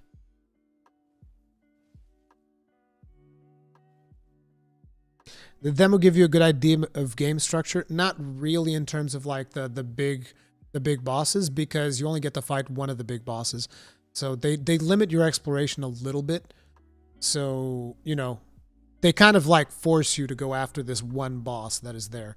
I think in the final game it's going to be more open, but I don't know if you'll be able to just tackle the bosses in any order that you want, but I suspect you will be. What's your favorite weapon from the test? I mean, I'm a basic bitch. I like axes. The axe is good, but I've always liked the battle axe, so. But I think that the Ordovis Greatsword's pretty cool. It's the one that does a little spinny attack, and then it just, like, explodes. That's pretty cool. So my headset ran out of juice. Did you play at an event? No, they gave us access during the last weekend. Is the demo going to be available for everyone? No, only for the people that get selected for network test. Which is going to be going on, like, I think it starts on Friday. Then there's like 3 sessions throughout the weekend. Is all the loot random, or would I find the same thing in the same place? You would find the same thing in the same place as somebody else. How does Poise work in role mechanics? I didn't really test Poise too much. I suspect it's going to be based around your armor and your endurance. But I'm not 100% sure, because I think they're going to change Poise to a different stat called robustness. But again, this is speculation on my part. Hey, Cyber Silva. Are enemies too easy to cheese due to open world? I mean, you can get away from them, but they'll reset, so it's not particularly useful for you to just leave. You can run away from them, and then they'll reset, and you'll have to come back and kill them later. But yeah, you can just run away if you want. But there's not much to gain. I mean, what's your penalty for dying? Oh, I died. I have to go get my souls. It's not really a big deal. Will the Legend of Giant Dad live on? I don't know. We haven't found the Zweihanda. So yeah. How many players can you summon like Dark Souls 3? No, it's less. It's 2 hosts, 2 phantoms to help you, and 1 slot will always be open to an invader. Is it actual poise or just hyper armor? I don't know. Because like I said, in PvE, Vati was the one testing it. He said that it wasn't working. And in PvP, you'd be able to tank like 1 hit of a greatsword. Not an ultra, just like a regular R1 hit of a greatsword. You'd be able to tank through 1 of those if you had like the heaviest armor. I didn't see patches. If you die, are your souls marked on the map? No, I don't think they are, but they're marked on your compass. So if you look around in your compass up there, it'll tell you the direction that you need to be going to collect your souls. Dead, no really a big deal anymore. It lost a lot of fun to watch YouTuber rage. No, a lot of people are still gonna rage when they die. I'm just saying that like they're gonna rage because they, you know, people are always gonna rage. It's just I've been so used to dying in Souls that it just doesn't faze me that much. Is the VOD gonna be uploaded fully onto the channel? Yes. Yes, it will. And there's already a video where I answer most of the stuff that you guys are asking in that video that I made. And it's a shorter video. This was just in case people feel like, oh, there's this one thing I didn't understand. I get to clarify it. How's the pair timing? Dark Souls 1, Dark Souls 3 are different. I think it's Dark Souls 3, but I had a tough time pairing. Dropped souls remain forever? There's a time. I'm pretty sure they remain until you die. If you died, then they're gone. Yeah, Kegrin just linked the video in case you guys missed it. 4 ring slots. God damn it. There's no 4 ring slots. There's 2 talisman slots. Does he have some Breath of the Wild vibes? I mean, you can put like markers in the map just like Breath of the Wild and they show up as like pillars for exploration. So I guess you could say yes. Due to the open world nature of the game, is there a situation where if you die, you could respawn very far away from your runes? Yes. But if you're in the open world, you can just grab your horse, and with the horse, it's very easy to avoid combat. So yes, but it also should be fairly easy for you to get back there with the horse. Do you think they're going to delay the game again? Don't know, but if they do, I don't mind. I just want them to make the best game they possibly can and not stress over, oh, I got to release it by this date. I don't care. I just want the best game they can possibly make.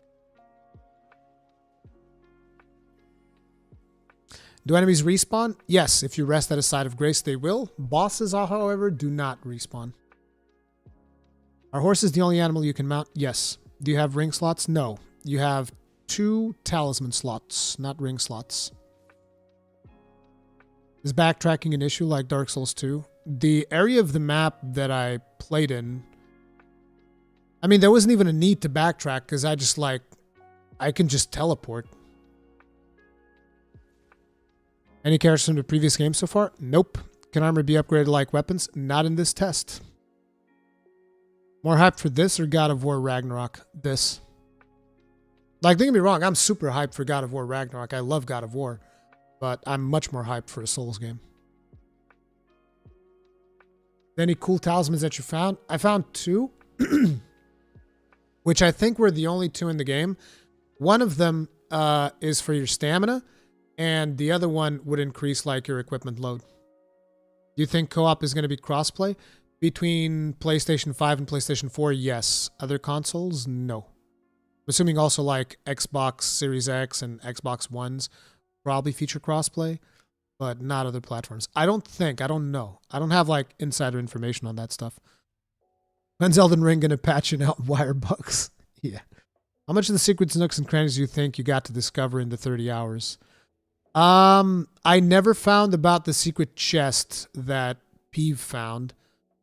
But other than that, I think I found everything. I think I was also the first one to find the jellyfish. So I found a lot of secrets, but the one that I didn't find was the special chest. What leads a Portuguese person to make a channel where they speak English? Easy. Let me tell you in a way where you're probably not going to believe me. but 90% of Portuguese gamers don't actually consume gaming content like YouTube gaming content. That's why. Doesn't look as polished as Sekiro on a surface level. I mean, this is a closed network test, and I still think it felt pretty polished. How'd you feel about the level design? I liked it. I liked it a lot. I thought it was pretty good.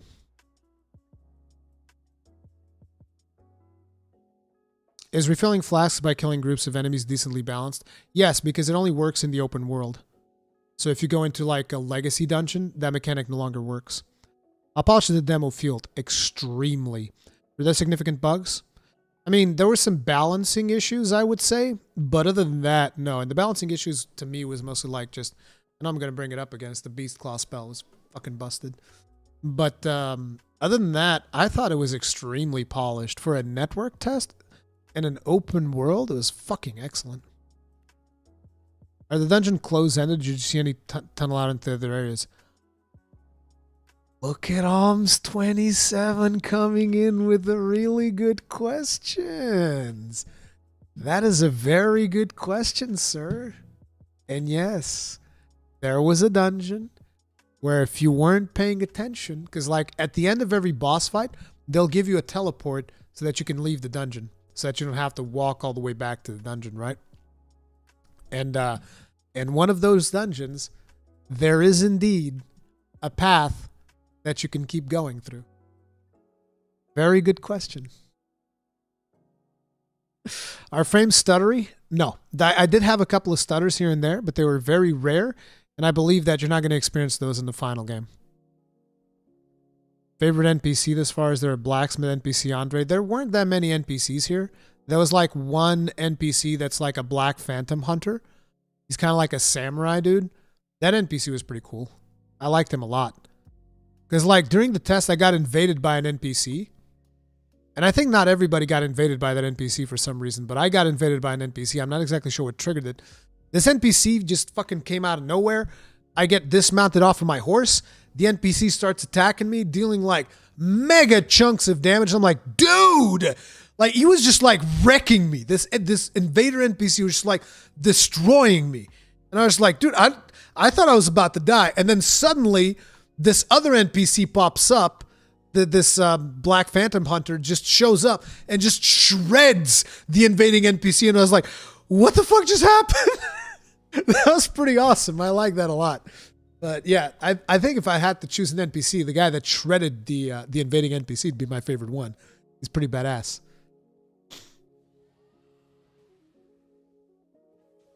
Rurikhan, how much teleporting around is in the game? You can teleport at any moment, unless you're in like multiplayer like we are right now. But if you're playing solo, like I could just run away from this dude and teleport. So there's plenty of teleporting if you want to. Or you can just like run around everywhere if you want, again. Can you summon in the open world? Yes. When will they disappear? After you defeat a boss. Either an open world boss or you go inside a dungeon and you kill a boss there. Then the other player goes away. So you could technically speaking summon someone to help you kill everything that is in the open world that is not a boss, and they'll never get despawned. But after they kill a boss, they'll get despawned. But here's the thing. You can summon, at least in this test, I could continue summoning people even after I killed every boss that was out in the world. How big is this map? Like I said, there's about 10 hours of content here for experienced Souls players. And this is only like a small portion of the game's main map, so it's pretty big.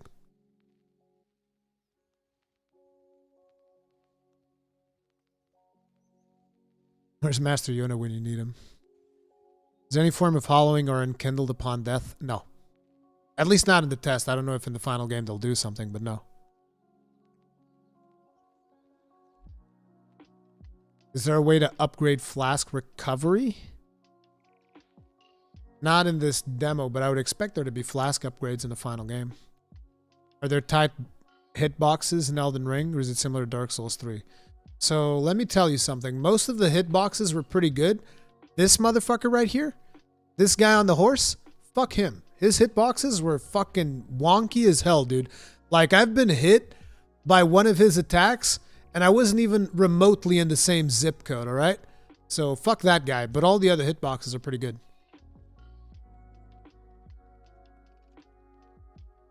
My friend is worried every class is going to use some type of spell magic, not arts. What do you think? I think that's going to be up to every player. There's no reason why you're forced to using arts. I think that most people will end up using the summons, though, because the summons are really good for fighting bosses. So I think most people will end up using some form of summon when they're engaging a boss for the first time. Is there ledge kills? Yeah, you can push people off ledges. There's a miracle that essentially is force. So you can push people off ledges and kill them. Are the Ashes of War supposed to replace infusions from Dark Souls 3? I believe so. They definitely work just like infusions. So I would expect they replace them. And it's a much better system because you don't have to commit to it. There's no gun lances, no. Is this your footage or theirs? This is my footage. This was me playing. Any negatives that you would want changed? I already mentioned it, which is I don't like the way that you two-hand weapons. The way you two-hand weapons right now is you hold triangle and then you press R1 or L1. The problem is that triangle is also your interact button. So if you're trying to two-hand a weapon and you're near a lever, your character is going to trigger the lever as opposed to two-handing your weapon. Or you could be, you know, near a blood pool. Your character will trigger the blood pool before actually swapping to two-hand or one-handed mode. And that's a problem that I have with the way that you swap between two-hand and one-hand. That's like my biggest criticism of it, probably. How does the main quest work? Are there markers in the map? There's guidance. So the sites of grace will kind of like guide you along the path to the bosses. But it's a very gentle nudge. You don't have to follow that guidance. It's like, if you want to do the main bosses, you'll know how to get to the main bosses. But if you want to go explore, the game's not going to like grab your hand and be like, no, no, no, no, you got to go do this thing now. The game lets you do whatever the hell you want. But it does give you a gentle nudge if you want to go towards bosses. How does fall damage feel like? More like Sekiro or Dark Souls? Sekiro still has fall damage, right? It's been a while since I played Sekiro, but I would wager more like Sekiro because you can fall from greater heights without dying. Is there a point where do you have to do things in order, like go here? Not in the closed network test. They let me do whatever the hell I want. Okay, guys, my voice is kind of like dying down. And after me spending like an ungodly amount of hours on working on this, I still have to edit like 3 more videos on Elden Ring. So I'm going to be calling it here. Hopefully I was able to answer as many questions as you guys had. I'm going to leave this video up unless Bandai Namco tells me they didn't like me doing this Q&A. I don't see why they wouldn't because I'm just using the same 30 minutes of footage, so it should be fine. But I'll leave this Q&A up for anybody that wants to come back and revisit it. And you should watch my video that Kegrin just linked because I really put a lot of work in that one. I'm not joking. Like I spent a lot of time on that, so I really appreciate your support there. But thank you guys. Thank you guys very much for hanging out. Now I'm gonna go edit some more videos that I'll be uploading later for you guys with some more Elden Ring discussions. Like I said, you can expect to see a discussion with me and Eric's, me and Fightin' Cowboy, and me and Peeve Peverson talking about different aspects of Elden Ring. So I hope you guys are looking forward to that. And I'll see you guys later. Thank you.